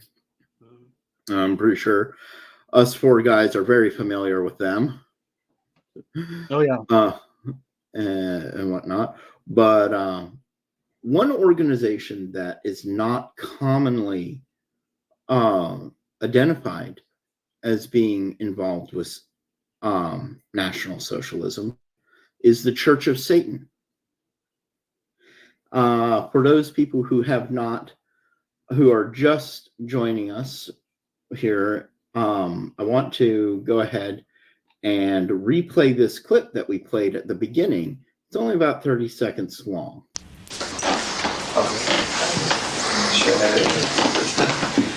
Okay, are we ready? Okay, Boyd, you want to tell us a little bit about yourself and the church and what we saw this evening? Okay, I'm a member of the Church of Satan, and I'm a musician. I've written a few books, and what we did this evening was a ritual. Anton was saying the other night, he's saying Satanism is coming out of the ritual chamber and into the mainstream, and I think that's what we're doing, trying to bring that message to a broader audience. Okay, so we played that a couple times now in this live stream, and the gentleman, for those people who may or may not know who we are talking about, is Anton LaVey, the founder of the Church of Satan. And we have several clips here that we can play of him that people can see. Here's one, so people can be introduced to good old Anton. We perform human sacrifices by proxy, you might say, the destruction of human beings who would, let's say, create an antagonistic situation towards us in the form of curses and hexes. So Anton LaVey was the founder of the Church of Satan. And right there, he's saying some very powerful words, some very aggressive words. Now, Anton LaVey created a sigil, and I noticed that Brandon is wearing that specific sigil around his neck, what's called the LaVey sigil, and whatnot. So this is what it looks like. And people will take note that it is an inverted pentagram with a thunderbolt going right through the middle. But a lot of Satanists do not realize where this sigil came from. And this sigil was actually inspired by another source. And this source I am putting up on the screen right now. And this source was the National Resistance Party. Now, what people may not know about is that the National Resistance Party, or NRP, was founded by James Maddall. And I'm going to point right down near the bottom of the screen where people can read the final lines of this post. And it says, the NRP also maintained good relations with a number of far-out mystical groups, such as the Church of Satan, whose founder, Anton LaVey, was a personal friend of Maddall's. And looks like we lost Abaddon. We're going to keep on going. So this is from the Anton LaVey Wikipedia page. You can actually go ahead and see it. And what it says is LaVey was a member of James Maddall's neo-fascist National Resistance Party. Due to Maddall's opposition to Christianity, he sought new religious ideas and was attracted to a merging of fascism and Satanism that led to an alliance between LaVey and Maddall. Black Sun by Nicholas Goodrick Clark states, James Wagner, a former security echelon SC commander, recalls that relations between the NRP and the Church of Satan, founded in 1966 by Anton LaVey, were cordial. Madoll and LaVey frequently met at the NRP office and in the Warlock bookshop in New York. So that's not showing up very well. The NRP, whose sigil you can see here very clearly, has this very unique thunderbolt going through it. And it's a very unique sigil. We see it in Satanism, even in the more modern version that Peter Gilmore created for the Rite of Ragnarok. A lot of Church of Satan members will try to deny this connection, but I think it's pretty obvious that that's what the connection is from that sigil. And this is what has inspired this whole topic. Anton LaVey, in no uncertain terms, was, just like the men you see on the screen here, a neo-Nazi at one point. And he was surrounded himself with some very interesting characters in the field of National Socialism. So now I'm going to open up the floor to you gentlemen, and go ahead and give us your views in your own time.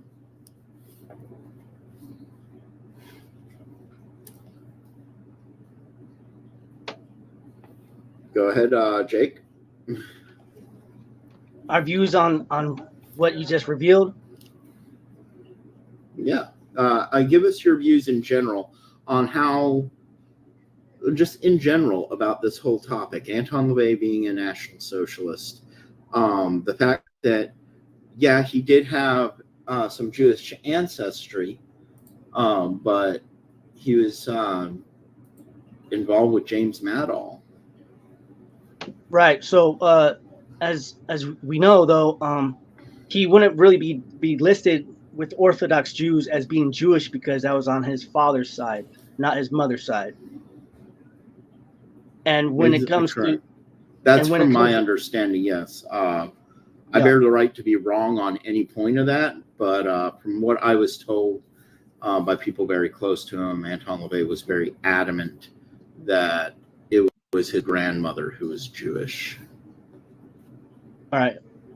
Well, when it comes to Anton LaVey being involved with the NRP, it helps me, as I stated on a post, that it tells me that I'm on the right path, that I'm pursuing exactly where I'm supposed to be. I'm pursuing exactly what I'm supposed to do in my life, and it's focusing on Satanism and being less politically minded, and because there was quite a few issues involved with my political life when it comes to the whole skinheads, and a member of Volksfront, a member of American Front, a member of solo lone wolf. But National Socialism, what people need to understand about National Socialism, though, is that it wasn't just for the white Aryan peoples of Germany. If you read Mein Kampf, you'll see that it was meant for other ethnicities as well. And that's why today there are very educated National Socialists out there who are black, who are Jewish, who are Mexican, who are Hindi. And when it comes to more of the whole Jewish thing too, Francis Parker Yockey, who wrote the book Imperium, he was a post-war fascist who was a prosecutor originally of the Nuremberg trial. And there was a lot of Jews that joined the National Socialist German Workers' Party voluntarily. They weren't pressured into it. They joined because they genuinely believed in it. Yeah, there's over 100,000 Jews that were involved with National Socialist Germany who fought for the Reich. If you read the book Hitler's Jewish Soldiers, that will blow your mind away about what the truth is. And then you see pictures of a lot of the SS. They were Japanese. They were every ethnicity out there. And I remember seeing pictures of soldiers from India in Nazi uniforms, and they were not They were not German soldiers. These were Indian Hindu soldiers fighting for the Reich from India. Yeah, and there at the end of the war too, there were all those Teo I might have it wrong, that all those priests that died in the Battle of Berlin fighting for Germany, and they were priests of from like Tibet. They were Tibetan monks, and they fought for the Reich at the Battle of Berlin, which was So second to Nazi last Germany battle. was not a racist country at all. No, in fact, Owens, the Olympic runner, I think was his name, the Black Olympic runner. They always try to say that Hitler snubbed him and all this other stuff, but Hitler actually met with him secretly. He applauded him. He was really enthusiastic. I remember reading Hitler's notes. He was really enthusiastic about meeting him. Yeah, in fact, they say that he died with a picture of him with Adolf Hitler in his wallet. Cool. So as somebody who's been so heavily involved with the National Socialist movements on the wrong side of the field, why do you think the racial hatred seeped into the movement? Where do you think that came from? I think that came from a lot of the communistic teachings that they melded into it secretly into the fascist rhetoric, where they want us to be Hollywood. It's Hollywood Nazis. It's where you hate everyone other than your own kind, and you hate them with a passion. And yet the thing is, it's supposed to be accepting of them. It's worse, but if I'm understanding it correctly from my experience in it, it was always more not so much about being hateful of other people, but being proud of your own people. I mean, we see Native Americans like Abaddon, who I've never seen 1 ounce of racial hatred out of the man. I've seen extreme pride for his own people more than anything else. I mean, correct me if I'm wrong, Abaddon, but that's what I've always seen out of you. Lucifer, do you feel like what happened to them in the past is kind of like the same thing that's happened in modern day, where when you see someone you don't like politically or their view, you just call them a Nazi, or you say this person is racist, they're a transphobe, they're Islamophobe, and throw every phobe you can at them in order to silence them? Do you think that might be? Yes, absolutely. And if you study what Anton LaVey was dealing with in the 1960s in his time, he was under fire from exactly the same thing of what we're dealing with now, the hippie movement and the civil rights movements going on during the 1960s. They were always attacking him left and right, and it wasn't just Christians. It was more the hippies and the civil rights movements that they were attacking him, because he kept a very interesting cadre of people around him. And if you read my book, The Satanic Testament, I actually tell you some of the people that he kept in around him, and he was friends in his inner circle with people like Nick Bugas, who is considered the author of the A-White, The Happy Merchant. He was friends with Kurt Saxon, who wrote he was a member of the American Nazi Party, as well as several other people, several other things. And I believe he was also the author of the Poor Man's James Bond book series. He was also a member of the Minutemen, the Church of Scientology, as well as the John Birch Society. He just a lot of people there. He married his daughter Xena to Nicholas Schreck, who in the same documentary that I played earlier that had Boyd Rice, Nicholas Schreck and Boyd Rice did the 8808 or was it it might have been the 808 88 rally. I know I know Abaddon can correct me on the title, but it was a rally event that Nicholas Schreck, Boyd Rice, and Zena LaVey were all at, and they held, and that Boyd Rice was talking about there. So it was very interesting that all these people that he kept around him were heavily involved with the National Socialism and the alt-right movements, and yet these were not racist people. They didn't hate people. They were actually genuinely good people. There's plenty of pictures of Anton LaVey where he's hanging, and I think I've shown you pictures where he was hanging out with Sammy Davis Jr. and other very big name black celebrities. Not one bad word, not one hateful thing. We do have strange things with our politicians, don't we? They're either babbling about China or Russia, and then the next thing you know, they're sitting down having a wine and a sandwich with them. Mm-hmm.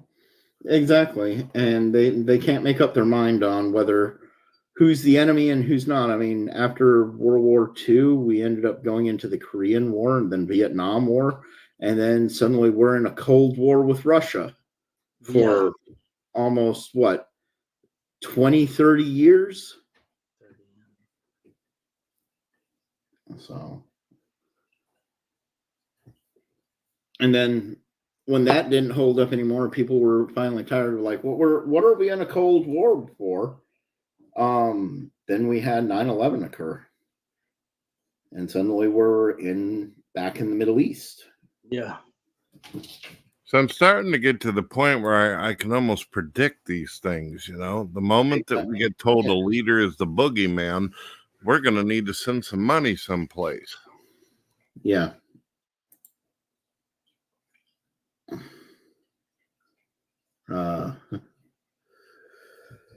So, yeah.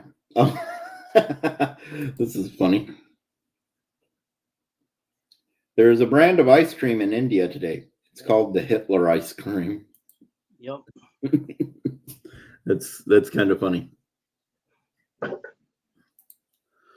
Let's have some. So, all right. We heard a few people's.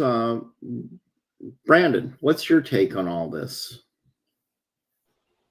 Well, I remember in Satan Speaks, LaVey mentioned there being Jews involved with the National Socialism, and also Leon deGrasse, he said that it would find its expression in unique ways among all the different races or ethnic groups. And there's a book called Black Nazis as well by Veronica Clark I've seen. And that Jesse Owens, I'm sure Hitler would acknowledge, blacks really good at running. I mean, they actually have longer lower leg bones, and they have better running ankles and a quicker burst of speed, Whites, on the other hand, they say we could probably have some Neanderthals, so we're better at Olympic weightlifting and swimming and floating and stuff like that, So, I mean, there's the differences in races. Every race has got their strength and weakness, but that doesn't mean that we got to be opposed to each other or fight with each other, And National Socialism recognized that, and I'm sure that every race could do it in their own way without us having to attack each other for resources or conflict with each other. But and then also using the lightning bolt symbol, I know Mosley used that, and that was a symbol of action. So Satanism is a philosophy about making the most of life here and now in action. So when you saw the power sigil, when you first saw LaVey's power sigil, did you make any sort of connection to National Socialism with it? I remember seeing Marilyn Manson use it at the time, but I didn't know that Manson probably got it from Mosley, or so say David Bowie, but David Bowie seems like he definitely would have got it from Mosley over there in the UK, but yeah, I did have a feel like that to me, seeing like a type of National Socialist feeling to the red and the white and the black. Mm-hmm. Yeah. When we look at the National Resistance Party flag, we see that very distinct LaVeyan thunderbolt right in the center. When you see this now, Brandon, what does it make you feel like? How do you feel about that? I just think about action, and as far as the esoteric aspect, instead of trying to rise up to divinity, bringing it down too, man, and start from where we are, and also I kind of have a materialistic view on it. Like I've kind of noticed like a lot of the idolism and stuff that like the Constitution, for example, if you don't have the money to go to Supreme Court, then what do your rights really mean? So I think that like a great idolism will come from a right materialism first. And one of the anarchist thinkers, actually, Mikhail Bakunin, he said he believed that the spirituality actually came out of economics. You can look at certain cultures like Mexicans, for example, they have corn, and then gods that relate to corn, or you see we had the mother goddesses that related to cows, because the Aryans, they're had Althumla, things like the Iranians. So I think that there's some truth to that. Like the idolism has to grow out of a right materialism and right material conditions first, and that's kind of another way I look at the lightning bolt. So really.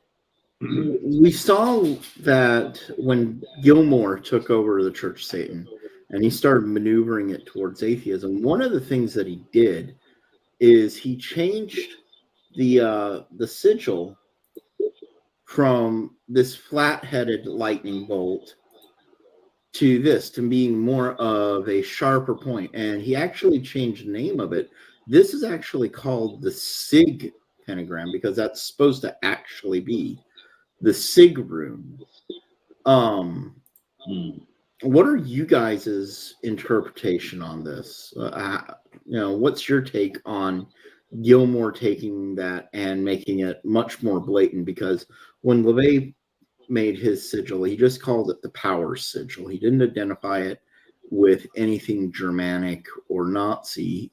He never said it wasn't, but he never outrightly identified it as such. But naming it the Sig pentagram or the Sig pent, me personally, I think that like puts more of a label on it that this is closer related to National Socialism. What's your guys' take on that? I think that the original Victor rune was actually the Tivaz rune with Tyr, but then eventually, it went on to the Solilu, the Sig rune. But yeah, it's the guiding light. Relates to the victory somehow with the Sig rune, but I don't quite understand like why they made that change from Tivaz to the Solilu. I know they did with like Tivaz because the Teutons, the Germanic church is called the two people, like kind of like Tivaz was called two, so they're saying like they're the people of the victory god, and then eventually whenever they came to the migration ages and things like that, I think they changed over to Odin. More as like a god. But I'm focusing on the Sig pentagram, Brandon. I'm focusing on the Sig pentagram with the Church of Satan. How does that make you feel when he made that change?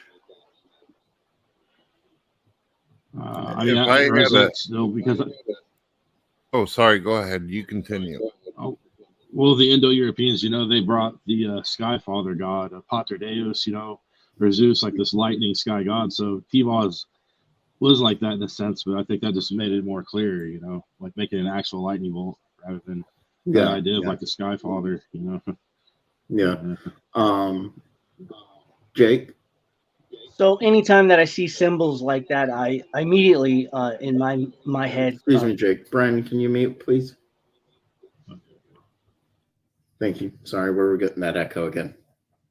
Anytime I see symbols like that, I immediately go into my head where I correlate it with something that might be National Socialist minded or Odinist minded or any things like that. So when I see that Sig rune there with the power symbol, power sigil, I immediately would designate that coming from historically from National Socialist Oswald Mosley and his party over in England.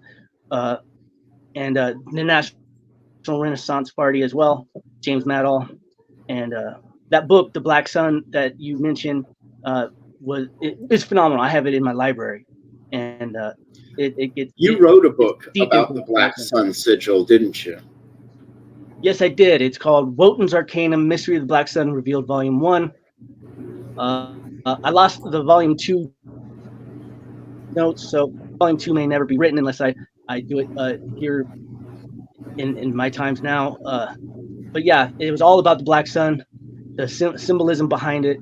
And I went into a lot of the, I looked at the the Eddas in a whole different light than what most people saw it, such as a bunch of the Odinists saw it differently. Mine was more mystically minded. Gotcha.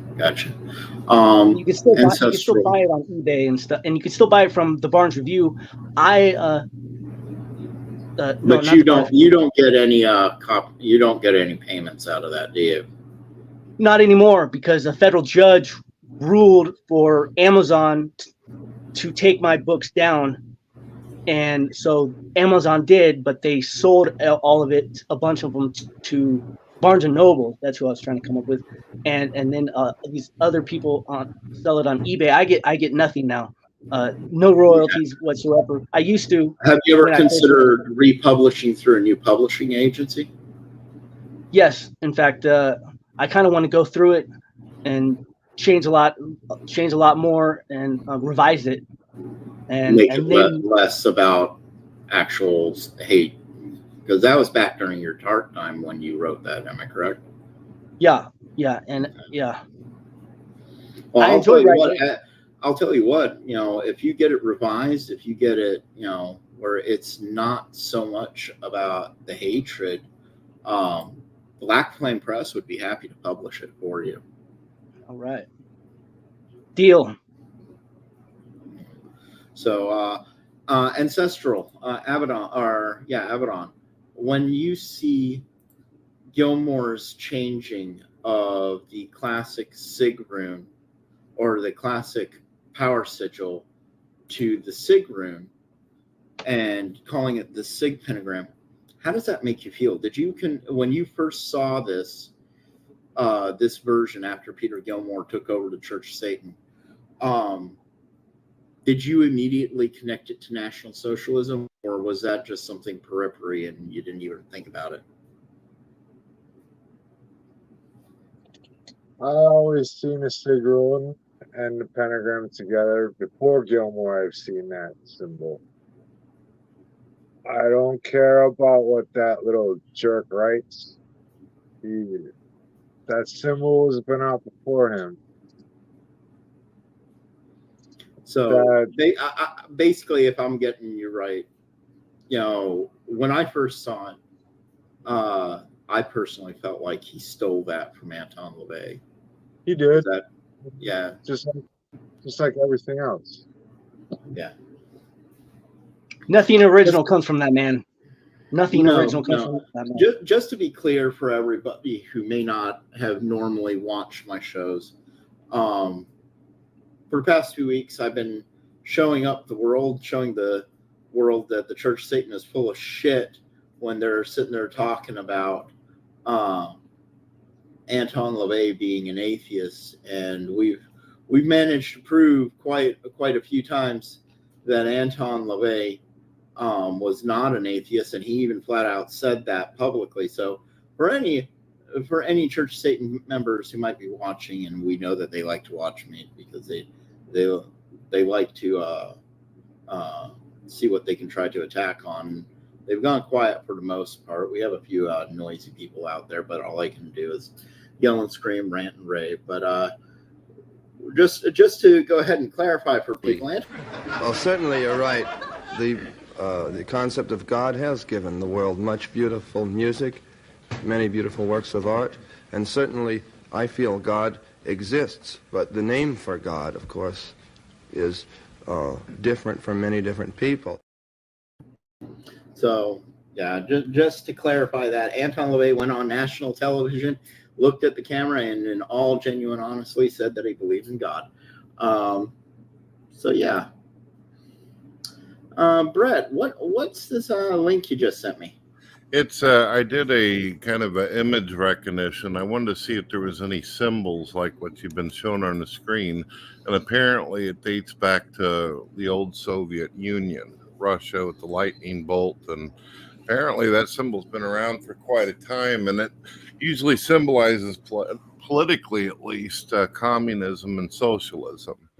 Now, my theory is this, and obviously I need to be much more educated whenever it comes to the concept of Satanism, but since this brand of Satanists are claiming to be atheist, I would expect it to be a political move because it's not going to have anything to do with a god or the supernatural, so it's probably going to direct towards socialism. Who knows? Mhm. Yeah. But, so yeah. That's how I would take it, but it's pretty clear that when Anton LaVey first utilized the symbol, first created the power sigil, he was not using it in a socialist communist setting. I think we've managed to prove that. Where he got it from was James Maddall. Your take on that, Brett? Well, I mean, it's obvious to me from listening to Anton that he did believe in the supernatural and he believed in lore and all these. But as you know, the atheists are going to basically twist it upside down and make it about politics, Church of Satan and such. Yeah, they tend to like to make everything about politics instead of just stepping back and making it about the self and just being spiritual about it. And I think that's the big difference between the political right and the political left. At the end of the day, is the political right wants people to just be able to focus on their spiritual beliefs, especially, most oftentimes the Christians want just to be Christians. And that's why they founded this country. I want to say the Puritans, what are they called from Thanksgiving? Wears funny hats and whatnot. Pilgrims. The Pilgrims. Thank you. The Pilgrims came over and they were ousted because of their religious beliefs. So, and that's what a lot of people were being forced out of the old country for and sent over to America for. So it was pretty natural that when we had our Constitution first written, the freedom of religion was one of the top subjects that people wanted. And then, of course, the right to bear arms, as well as the right for freedom of speech. These were I believe, the top 3 talking points for the founding fathers of America. And so nowadays we see the exact polar opposite come in from socialist ideology, communist ideology. It's not about the freedom of speech. It's not about the freedom of religion. It's not about the right to bear arms. They want literally a disarmed, subservient public that just to control an entire population and literally have a nation of slaves. Last night, you and I were running the show on your channel, and the topic was slavery and whatnot. And to me, that's exactly what I feel that the communists, that the far left, the current political left, especially the Democrats, seem to want. They want to disarm America. They want to take away Americans' guns, their weapons, their ability to fight back. And they want to take away their religion, their right to believe in God or Satan or the goddess or any other deity out there. And they want to force them to not have a voice and want to take away their freedom of speech so they can't talk out or speak out about the injustices being done to them. And not just that, but they also want to do like ancient times. They want to weaponize the system, get rid of anybody that questions any political opponents, and have a bunch of people who are willing to work hours on end with the most smallest wage they can possibly get. It's modern day slavery. Slave labor, all the way. That's exactly what that is. Let's hear from these other guys. What are your takes on this? We had to know that at least some point the politics was going to come into it. Yeah, I think the whole state communism and the radical left, they've moved away from actually caring about the well-being of the working class, and it's all turning all these side issues like the LGBTQ stuff. They never they were said about they were the for free working class speech. if you really stop and look at it. If you stop and look at communism going all the way back to, Marxist, Bolshevist, it looks great on paper, but whenever you see it getting implemented, it's never been about the working class. Well, I look It's at always examples like the Spanish Revolution and the Ukrainian Revolution. They were different because they actually got attacked by the state communists because they wanted to have all power to the workers' councils in a real way where there's no boss and it's workers' councils making decisions. So they actually attacked them.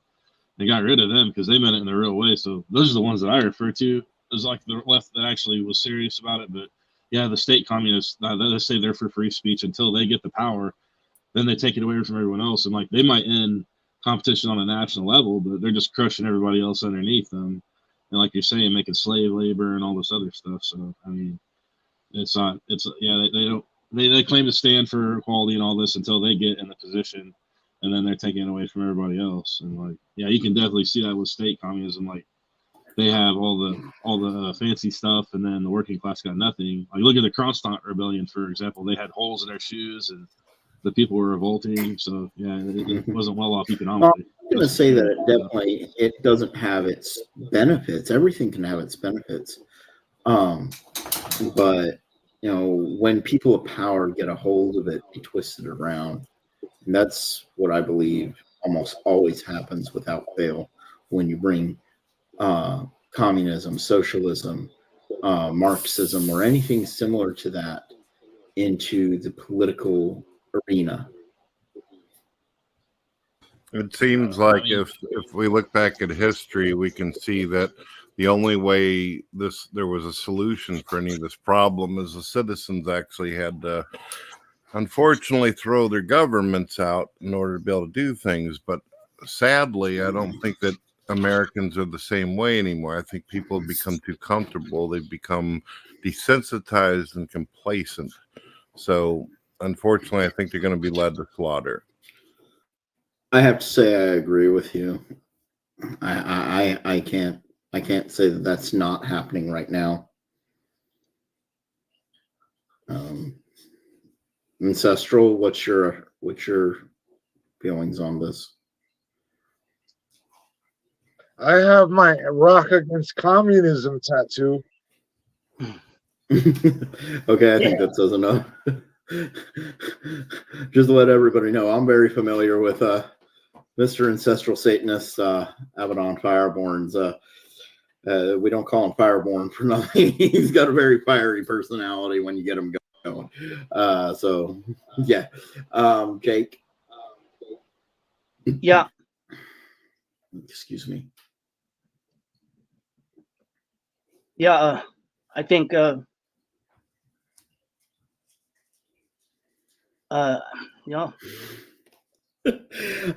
sound like you're a little bit on the I don't know what to say moment. Well, when it comes to politics, I try to kind of steer clear of it I hear you. When I first started up this channel, it was years ago. I started up as a commentary for TV shows as well as politics. I was really doing politics for a while there, and that was one of the motivators for me to really leave NSM and National Socialism. Is I realized I had to reform my entire channel because the whole notion of politics, everything that was going on, was literally driving me insane. And It was just, it was enough was enough. I had to step back and say, okay, I'm going to rebrand my channel. What can I rebrand it about? Well, I'm going to rebrand it to what I always wanted it to be, and that was about Satanism solidly. Because I had like 3 different things that I would talk about. I would talk about politics, Satanism, and then I would commentate about pop culture, like movies and whatnot. Movies, video games, comic books. And that's when I was like, you know what, I'm just going to focus in on the Satanism and just talk about that for the most part. Yeah, when it comes to politics as well, the politics that I'm now involved with, when it comes to everything, is I'm I put out CDs. I release CDs. I'm pretty much a music company, Kuthian Productions. In fact, Kuthian is Hebrew for Gentile. It was something that they how they would talk about us in the Talmud, which a lot. It's a derogatory term, would you say? Yeah, but I put it down as my company name as a pride thing. Cool. That's in my opinion, that's one of the best ways to always throw it back in the face of people who want to try to use things derogatorily. The Church of Satan likes to call theistic Satanists devil worshippers as if it's a bad thing, that we actually respect a very real Satan, that we actually practice Satanism on a literal sense, that we believe in a real Satan. As a matter of fact, Anton LaVey, he had something to say about this. Let's go ahead and hear his words again. We feel that there's no reason why these people shouldn't just flip the coin completely over and simply call themselves what religion has called them for many, many years. Call them devil worshippers, or disciples of evil, or Satanists. Of course, it's very hard for a person to hang an uncomplimentary label on themselves. I think he hit it right on the head there. It's very difficult for most people to hang an uncomplimentary label for themselves, on themselves. And he tells us that we should be calling ourselves devil worshippers as well as Satanists. And so for Church of Satan to sit there and say, oh, this person is a Nazi, he's a devil worshiper and a Nazi. I've had that, and Brett can tell you, I've had Church of Satan guys literally tell him that in text messages. I don't know if I have a copy of that text message I can bring. It doesn't look like it. But yeah, they've outright said that about me, where I'm nothing more than a devil worshiper and a Nazi, and why would he as a Christian want to associate with something like that? And Brett, can you tell us a little bit about that?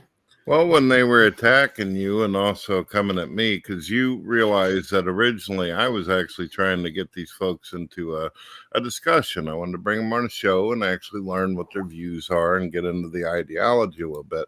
I wasn't trying to fight with them, but they got hostile with me, and then they started saying, you know who this guy is, blah, blah, blah. And then after they said all their nonsense, I said, now what do you want, an internet cookie? Yeah? What do you want from me? So I'm always going to be out there, and I'm going to tell people flat out, if you're a theistic Satanist and Church Satan member calls you a devil worshiper, then take that as a compliment. They're telling you you are what they are, not what they wish that they were, and take pride in it. If they want to call you a devil worshiper, let them call you a devil worshiper. Go ahead, Brandon. Well, I was wondering, did you guys notice as well when the Satanic Temple and all these groups that some people call pseudo-Satanists, started marketing the whole rainbow stuff and everything? And then, like, anybody made a gay joke or anything, they had to be ostracized. Like, you think that was just trying to expand marketing stuff, or do you think they sincerely are for the whole, LGBT and all that? Because they didn't seem to push all that stuff until it became this marketable thing, and then all of a sudden they're acting like the corporations, starting to ostracize everybody. Exactly. And the thing is, I met Lucien Grease before he was into Satanism. I met him when he was still a Satanist, but I met him before the whole Satanic Temple thing blew up and actually became something. And it was in a bus station. I believe it was actually here in South Carolina. I was going down to Florida to Tarpon Springs to go visit some friends. And we had stopped in South Carolina. I was coming from northern Pennsylvania. And it was a couple-day bus trip. I mean, it was a pain in the ass bus trip. But so we were in I believe a South Carolina, it could have been a North Carolina bus station. And I'm talking to this Luciferian, he saw my Baphomet tattoo, and I had just had it freshly done, And he walked up to me, and we started striking up a conversation. We were having a really good conversation. And then this tall, lanky guy comes up to us out of the freaking blue and starts talking to us about, how we should be more active, what we thought about being more active in being activists and using our Satanism for activism. And we humored him. We spoke to him for about 5 minutes, but it was like a puppy or a small kid. You pat them on the head and you send them on their way. We wanted nothing to do with it back then. We were like, no, that's not what Satanism is about. We're not going to use our religion as a political tool. And if we had known what that guy was going, I'm pretty sure I have not spoken to that Luciferian in years, but I'm pretty sure if we had known what he was going to turn into, what he was going to start up and get going, I'm pretty sure we would have probably beaten his ass into the dirt right there. Sounds kind of like a scenario that would be called Money Changers in the Temple. Yeah, pretty much.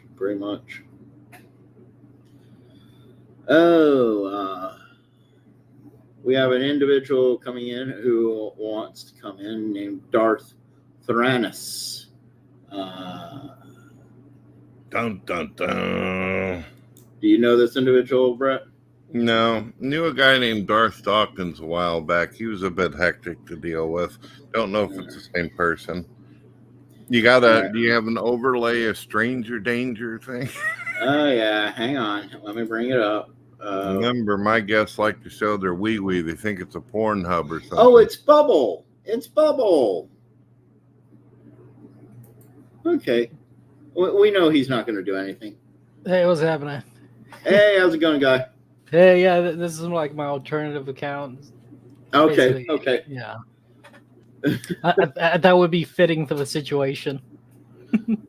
There you go. Honestly, actually, a lot of people don't realize that Sithism is a branch of LaVeyan Satanism. It was created by accident, believe it or not. George Lucas was looking for a philosophy to use as a model for Darth Vader and the Sith in Star Wars, and so he got a hold of the Satanic Bible, and he utilized the Satanic philosophy found in LaVey's writings, and that became the foundational material for Sithism in Star Wars movies. That's a little known fact, known bit of trivia. So I was able to catch like mostly the beginning up until like about 30 minutes ago. I was working basically, but yeah, I heard some interesting things. I guess a Native American. Yeah, I see why. Like I guess I'll start with the comment on the Antichrist. I thought that was kind of interesting because like Antichrist just means anything that's not Christian. So the Muslims would be Antichrist. The Jews would be Antichrist. No. That's not how it is. The Antichrist is the polar opposite of the Christ, the Jesus Christ or Yeshua, what he was representative of. So the Antichrist or the Christ was the child of God, the literal child of God. The Antichrist is supposed to be the literal child of Satan. Well, most Satanists, especially the theistic ones, view ourselves as the literal children of the Black Flame, the literal children of Satan. So we are all the Antichrist. Okay. Kind of like a bad omen. Yeah, because the way I take it, it's like if you're not with me, then you're basically against me, and that's kind of like.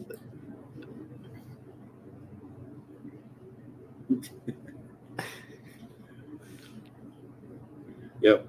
That's about the sum of it. Yeah. He's got all the good stuff. Yeah, I guess the idea of a national association mixed with Satan's, I don't know, because I don't think. I mean, I feel like that's a bit antithetical to the idea of national socialism because, first off, you're you're adopting the Christian narrative and saying, well, the Christian narrative is true to begin with, and then you're accepting your role as the bad guys.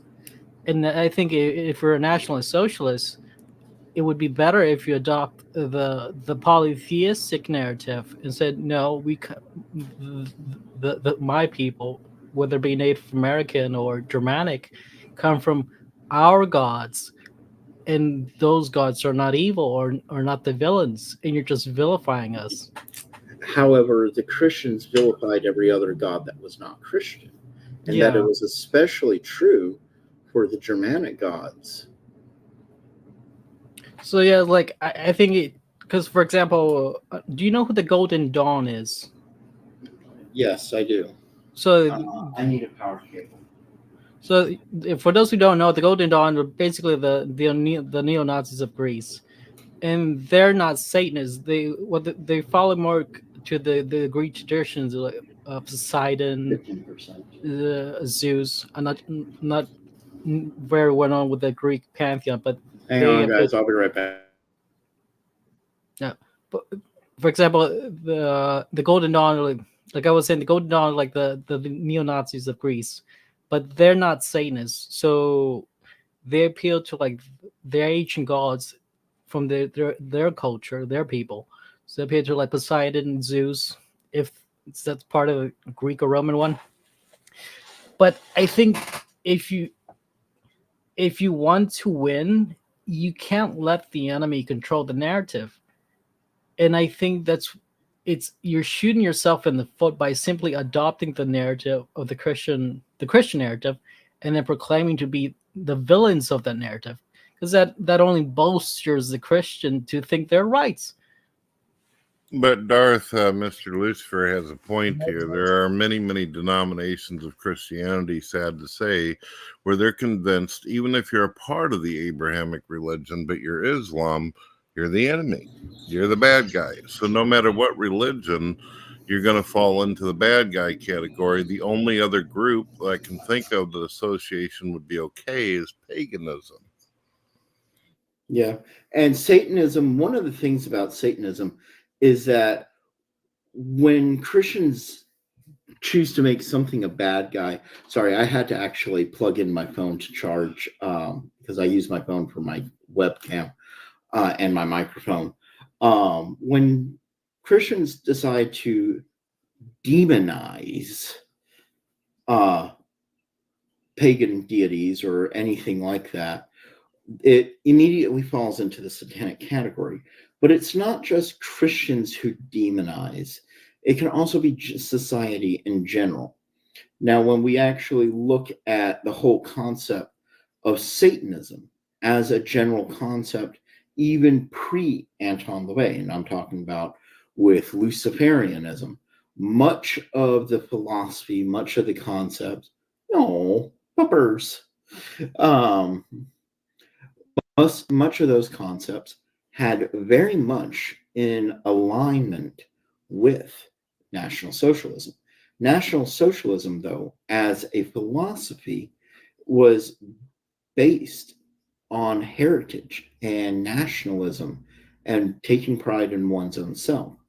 Well, we look at the philosophies of Christianity, and it subverts the self. It subverts the natural self in a desire for a spiritual self to be elevated. It also makes that elevated spiritual self subservient in and of itself. When we look at the Catholic priests, they wear that collar around their neck. Do you know what that collar is representative of? Darth? No, I don't. Sorry, I was drinking. Nope, no, I don't know actually. It's a slave collar. It's literally the Catholic Church. The clergy wears the clerical collar, and the inside reference to it is that it symbolizes their slavery to God. Yeah. I'm no slave. Well, I think slavery is kind of inevitable. We're either going to be a slave to a government, a slave to our husbands or wives, or a slave to our children, and slave to a corporation. Slavery is inevitable. Not that it's necessary, but There's a difference between being a slave and being a servant. You can be a servant to your children. The samurai in feudal Japan, the word samurai literally means to serve, but they were not slaves. Even though they, at the drop of a word from their daimyo, they would gut themselves quietly in a corner and not utter a single complaint. You know, yeah, they did. You know, but I think that's could be slave alike. As Friedrich Nietzsche, this is part of the Christian slave mentality, because I'm not sure if you know these Christian nationalism, which is a bit of an oxymoron, because if you think everybody came from one enemy, there is It's no also nationality. an oxymoron when you said the Christian slave mentality. You know, if you stop and think about that, it's like, oh, wait, the Satanists don't view themselves as slaves. And I just said the Christian slave mentality. Well, in the sense that, like, they tend to give themselves to the monarchy. The monarchy only uses the Christians only uses religion and God as a way to have a justification for its rule, and the Christians are none the wiser, are often willing to give them that power, because deep down the Christian likes to be ruled over. They like to be slaved. Yeah, and that is definitely not Satanist. Abaddon, would you like to respond to that? How does you don't want to respond to that. I can only imagine the fiery tirade you'd get there. Jake, your take on that. How does a Satanist view service to Satan? Well, we're not slaves, and we don't grovel. We don't get down on our knees, and we stand upright and proud. And I'm no slave to no one. Please. One of the things that is very vastly different. Let's take the rites of ordainment, for example. When we do rite of ordainment in the Catholic Church, it's customary for the person being ordained to prostrate themselves on the ground in the sign of the cross. They're literally laying face down on the ground. Their arms are outstretched, and they're prostrate. When a Satanist gets ordained, I'm going to hand this over because Abaddon is one of our ordained priests. He's undergone the rite of ordainment within Satanism. Abaddon, take it away. How are Satanists ordained? We're definitely ordained standing on our feet.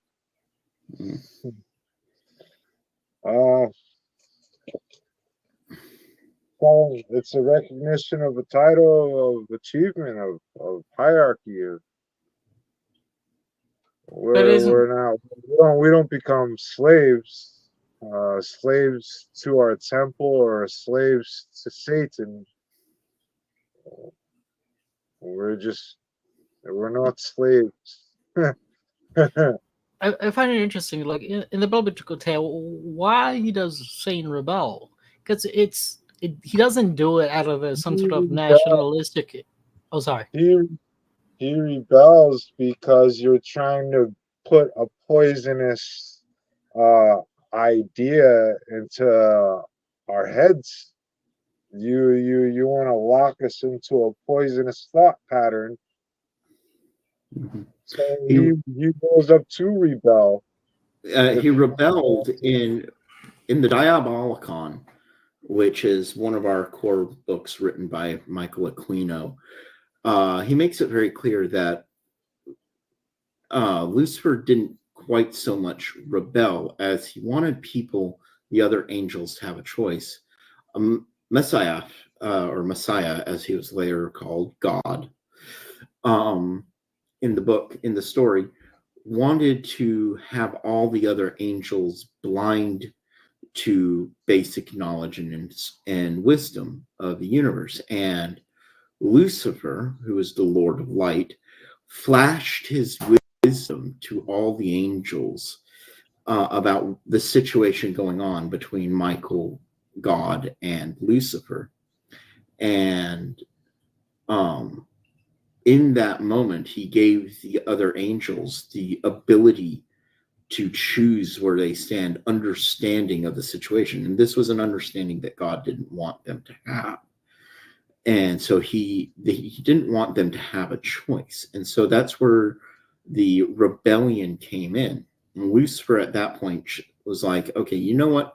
If you don't want people to have a choice, I can't be here. And I'm going to up and leave. And so he left, and he gave the other angels the choice of whether they wanted to follow him or not. But the problem didn't come from them choosing to leave. The problem happened as they were leaving. God didn't want them to leave. He was losing his power over a whole third of the heavenly host, and he didn't want that to happen. So he ordered Michael and the rest of the heavenly host to pursue them.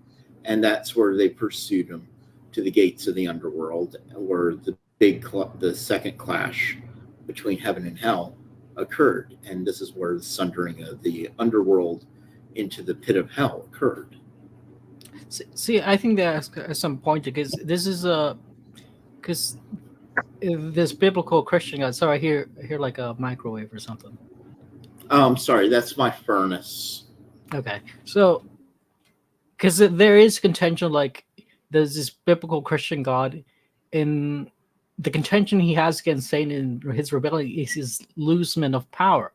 And I think this is a dead giveaway that the Christian God that we're dealing with in this situation isn't the ultimate God, because as the ultimate God, there is no limit to your power. You are the source of all power. And it's a simple rebellion is really nothing to you. But why is this biblical God in contention with these angels leaving? If not because it does take away from his power. Exactly, and that's the thing. Yaldabaoth, the deity that we identify as Messiah or the Christian God, is not the ultimate God. If we look in Satanism, what we would say is the true ultimate God is the universe itself. Or as a representative of that, we would say Azazoth, the blind idiot God at the center of the universe. And this is a deity in Cthulhianism, which is a branch of Lovecraftian Satanism. It's a branch of LaVeyan Satanism. Azazoth is an uncaring God. He's a dreaming God. He's not awake. He doesn't give a shit about anything that goes on. Is this a child of Sophia? I heard some sort like this is the child of Sophia, which she bore out of order, and so it was an awful, foolish creation. This would have been before Sophia. Oh, okay. This would have been before all of that. This is the Lovecraft lore. So, and in this instance, Azazoth takes on a different concept, a different formation, and he's a creator deity, but he's an accidental creator deity. He didn't go out of his way to cause creation. What it was is he's a sleeping god. He's a dreaming god, and his dream is creation. So he sees everything all at once, and the moment he wakes up is when all creation ceases. We go back into the void. That's it. And so he has all these beings. You could call them angels. You could call them aliens. You could call them whatever. In Lovecraft lore, that are around him constantly, singing him a lullaby to keep him asleep for all eternity. So by him staying asleep, creation and existence continues. So he doesn't wake up and end all creation. But like, do you mean Lovecraft as in the book Lovecraft with Cthulhu? Yeah. Sounds like a Cthulhu form mythos. of pantheism a little bit. It's Wow. been identified as that, yes. And that's Yeah. akin to the whole Brahma, and with the Hindus, Brahma, the night of Well- Brahma, the day of Brahma, when he wakes up, everything. This You do- actually, it may sound silly. It may sound like science fiction there, Darth, but No. it actually does. There is real world references to Cthulhu I mean, yeah. in the Sumerian text, but going into Japanese Shintoism. I would say it's the other way around. Cthulhu, Lovecraft gets his inspiration from ancient quote-unquote mythology. The name was inspired, but that's why it was mentioned. Dagon was also mentioned, and he's part of the Lovecraft mythos. But the whole notion of Azazoth being in the center of the universe and dreaming, there's a similar story in Shintoism about creation. And in Shintoism, there was a being before creation that was sleeping. He was peaceful in the darkness of the void. And this was the Mikaboshi, the Amatsu Mikaboshi. And he was just pure darkness. He was nothingness, and he was happy and blissful in that nothingness. And then suddenly a couple kami came into existence there, and their sudden presence in the void caused all of creation. And that's where the Mikaboshi, as the kami of darkness, wants to undo creation so he can go back to sleep and be at peace. May I ask you a question real quick before you guys go too far ahead on this? I don't know if it's explained in this because I haven't had an opportunity to read it. This sounds really fascinating to me, but technically, wouldn't this mean on a logical level, if the entity's asleep and it's dreaming of these conscious beings that are existing within a world within its mind, isn't it as if he wakes up, these entities inside of his mind are actually him? You get what I'm saying? It could be. That's a really interesting notion right there. How much have you read of Lovecraft's lore, Brett? Haven't had an opportunity to look at a whole lot, but all the things you've mentioned have totally fascinated me. Oh, you'd love reading H.P. Lovecraft. He's in a lot of ways, he's the father of modern horror, cosmic horror. Check him out. He's worth it. It's definitely worth it. The closest it comes was like the Stephen King's In the Mouth of Madness, which I think is more it's more Lovecraftian movie. Not sure if you've seen it, In the Mouth of Madness. It's a really good movie. Oh, absolutely. Sam Neill, yeah, great movie. That's right there in Lovecraft lore. And then there's also, I mentioned recently, Nicolas Cage did a Lovecraftian movie called The Color Out of Space, which is a really brilliant movie. I think you do get one thing right that most series don't get, and what is creation, what is reality, because what is reality and all that it is just God's thinking. In the same way that the video game reality within my computer is done by the thinking of the computer, the reality that we live in is simply the thinking of God. And you'll see some Christians deny that God is a mind, which I find it baffling. They'll say he's a spirit, but they'll say he's a lobotomized spirit. A God that has no mind is simply a spirit, which is bizarre to me. Yeah, I've heard some denominations and some friends groups actually say that it doesn't make a whole lot of sense because they're going to also turn around in the next breath and say that he can communicate and intervene and do all these different things and also has his own thought process. Doesn't make a lot of sense. Yeah, because they want to turn God into some sort of unchanging, I don't know, like object. It's just, and that's one of the big things that Satanism is against. You'll hear about us being always against stagnation and stasis. To us, the Christian God represents stasis, being stuck in place. And that's why, when we talk about him as Yaldabaoth or the demiurge, the fact that he trapped humans into a clay form, because humans, in all actuality, according to older myth, were spiritual beings, that we were free, and then he trapped us into these physical forms in order to be subservient for him, because he just simply wanted to create something. Yes. And that creation was imperfect, it was not right, and it was not done with consent. Lucifer, I don't know if you ever had the opportunity to talk to Calvinists before, but they have that same viewpoint that Darth was talking about, where they say God is unchanging. He's not going to do anything beyond his nature. And then I asked them while they were in the room with me, I said, so are you actually stating that the God of the universe has no free will?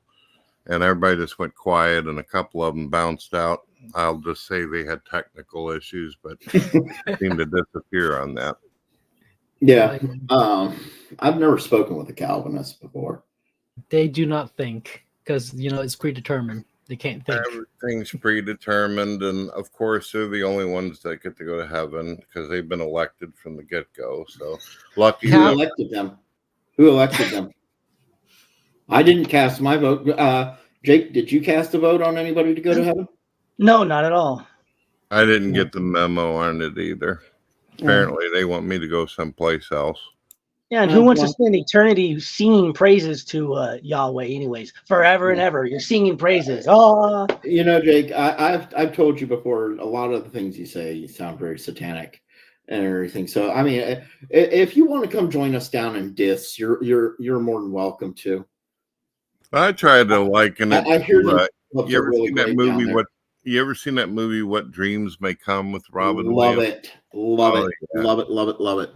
Honestly, that I use that movie as a reference to help people understand my understanding of the afterlife, that it is what you make it. That's beautiful. I guess Absolutely love that movie. I guess we use the topic of this life because you guys were talking about earlier about reincarnation, and the Native Americans say he didn't believe in reincarnation. You do, right? Yes, I do believe in reincarnation. Obviously, not all of us are always going to share the same beliefs, and that's one of the other interesting things about Satanism is we have a central belief system, especially here in STS.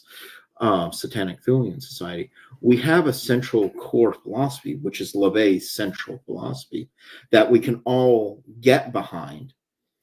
But as individuals, we are free to have our own differing opinions. Abaddon said that, flat out, he does not believe in reincarnation, that souls who would come back, they're not perfect, and he's seeking to move to a higher elevation. He said the void, which I thought was interesting. The void. That's something that a lot of people refer to it as. Well, I would say that's. You ever heard of spiritual annihilation? Well, I have, Darth. Yeah. Yeah. I was about to say Brett's talked about that before. So to become one with the void is to be spiritually annihilated, because at the void there is no coherence, there is no spirit. It's the only thing that makes logical sense to me on that concept, because you hear a lot of people say that God is omnipresent, he's everywhere at all times.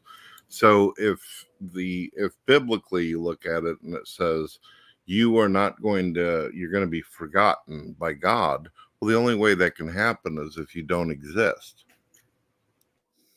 Yeah, to be annihilated. And so when he said that this was the reward, like one that's kind of depends on your understanding of the void. Do you really want to be annihilated? I don't think that's the reward, but I think that's kind of telling. Well, in Satanism, in STS, we follow Cthulhianism to some degree. One of the big things about STS is we acknowledge so many denominations of LaVeyan Satanism. the vampiric denominations, the pre-1975 LaVeyanism, Sithism, but we also have Satanism and Cthulhianism. And Cthulhianism is very interesting because it's when we get to Cthulhianism that we come to our end times prophecy. And we believe that Cthulhu from the Lovecraft mythos has been selected by Satan to be his final form. It's the last shape that he will take. And he's going to come in that form to wipe out all of the earth. And it's not done out of malice. He's not killing everybody out of malice, but to set them free from their clay form, the form that Yaldabaoth established them. And and Johnny Dredge has also pointed out another branch that we recognize. It wasn't created by Anton LaVey, but it's definitely something that we acknowledge within STS as a satanic denomination. That's Draconianism. So thank you, Johnny. He is our Tennessee Grotto Master. Lucifer, I was going to say on the reincarnation bit before we get too far ahead, I think that there could actually be a logical scientific a point for that, because they claim that we're in a contained universe and everything around us, including ourselves, is energy. And you would think that our energy would go back into the universe and then reimburse into other life. It seems like that could be something very scientific and possible, not like some kind of dream or off in story land. You know what I mean? Yeah, definitely. That makes sense. I'd say it. I mean, I think it's Don't definitely because, like, as Lucifer said, like earlier on, he says, like, not only can you be possessed by demons, but also by angels, and this also includes the ghosts of another individual. So technically, that's a reincarnation. I've seen that firsthand. There's two people in this room with me, or not two other people. It's me and my girlie, and we've seen that firsthand. Where a ghost, person that we knew, or at least I knew, possessed the living body, and just like a demon, they were going through the whole stages of possession, oppression. What's the stages of possession? Infestation, oppression, and then possession. It was going right through that, and it wasn't a demon. It was not a demon. It was a ghost. And yeah, it was pretty crazy.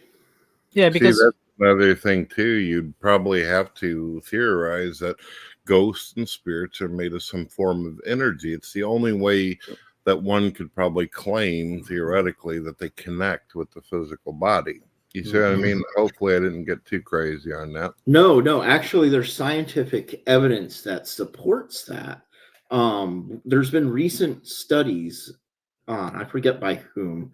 I've seen the studies mentioned online in different things. One of the studies was it was an EMF camera.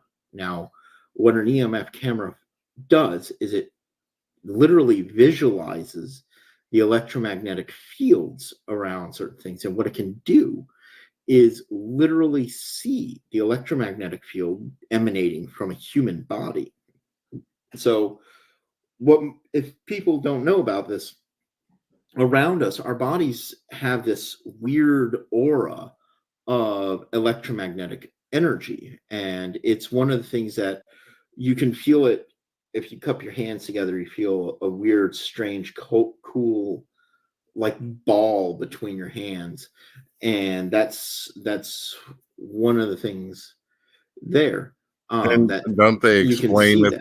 Don't they explain that one of the reasons why it's so difficult that some people will have the ability to adapt to higher frequencies or lower frequencies, or they can detect things. If you ever felt like someone staring at you when you weren't looking at them, and you could feel like the eyes in the back of your head, it's believed that that's because when there's that laser focused on you, their energy field is interfering with your energy field, and it works sort of like an early detection system for your body and whatnot. So you feel like the eyes on the back of your head, and you might turn around and be like, who's looking at me, or something, or what's there. And these cameras, they'll set them up, and they did this in an ER unit where they were filming people who were brought in on trauma with these cameras who were being worked on. And what they were hoping to catch is, as the person passed away, what happens to this electromagnetic field that our bodies generate. And in a few instances, they caught a very unique phenomenon utilizing these cameras, and that is what appeared to be a human shape literally lifting out of the body. Now, this is not something that they could see with their normal eyes. They couldn't really see this with FLIR cameras. They couldn't see it with anything else. But these electromagnetic cameras that these people were using caught this phenomenon, I believe, on at least 2 instances. The rest of the instances, you would see either the field just fade out or literally disperse around them. But on at least 2 of the instances, maybe more, they literally saw this field almost coalesced into a human-like shape and lift up out of the body. What does that sound like to you guys? That's wild. Our friend Mr. Kuthian, he looks like he's getting tired over there. Did you know? We're about to wrap this up here in the next couple minutes. Did you know they hand out audio tracks of my voice in order to cure insomnia patients? That's true. They did what? I said they hand out audio tracks of my voice to insomnia patients for a cure. Okay. It's a joke. All right. Well, we're going to go ahead and we're going to wrap this up. Darth, thank you for joining us, jumping in on this. I also want to give a shout out to Brandon, who joined us later on, as well as Abaddon Fireborn, Ancestral Satanist, our Florida Grotto Master. And I want to say thank you to Jake Lasky. It took a lot for him to come on here, because I can imagine you're not a guy who really wants to put your face out there too much anymore, are you, Jake? Yeah, you're absolutely right. Not really, but I am putting out music with my music line. Yep. So how do I go about hearing some of your music? I love music and I do the radio. I wouldn't mind hearing some of your material. Well, I have Satanic Radio on Spotify, and I go by the name of Abraxas Satanis, and I play a lot of black metal mixed with some death metal, but I'll throw in I'll throw in a rap song here and there to change things up. And because like you, I love music, all kinds. I've been a guest on your show a couple times, so it's pretty cool to have you on our show here. I appreciate it. Yep, and we would definitely appreciate you coming on. It's pretty awesome. Really nice meeting you. I wish I could have said that to the other guy as well that was in here. Yeah, good meeting you too. Yeah, so we're going to wrap this up here. And so once again, I'm going to point out to people as a final disclaimer, thank you all for joining this show tonight. We appreciate it very much so. And hang on. It's me. Yeah, it's you. It's not supposed to be you, though. It's supposed to be me. The real Thank you all for joining us. Thank you all for joining us tonight. We appreciate it. We appreciate all of our guests, and we appreciate all of our viewers tonight. Once again, the Satanic Thulian Society does not promote hate or violence to anybody. We utilize the term Thul as a representation of reaching our highest personal selves. We utilize the term as a form of zeppering, as the Setians might say, to become something more than ourselves, to reach our highest possible goals in life, and to become the best that we can be. I encourage everybody out there, Satanist or not, to take this under consideration and to think about your own personal life, where you're going, your own personal hang-ups, and what has held you back, and how you might be able to change that. The term Thul simply means to reach your furthest self. So I want to say thank you to everybody. And I want to say, Ave Satanas, Rege Satanas, Hail Satan, and Ultima Thule. For over a decade, the Satanic Testament has garnered praise and hatred from the satanic community. It has been heralded as being written with class and style, and carrying on the legacy first established by Anton LaVey by its fans, and reviled by COS and TST critics for its no-holds-barred approach. LeGivorden doesn't just strike the hammer to the anvil, he shatters it completely, and levels the complete force of the black flame to blast wide the adamantine gates like never before. Take a look into the world of Satanism's lesser understood and spoken about topics. Was Anton LaVey really an atheist? Is there actual sex rights in Satanism? What is the actual satanic political view? Do Satanists actually support abortion? What is the Lex Satanicus? This and so much more are within these pages. Now let LeGivorden, along with a few surprising guest authors, take you on a guided tour of the infernal world of Satanism.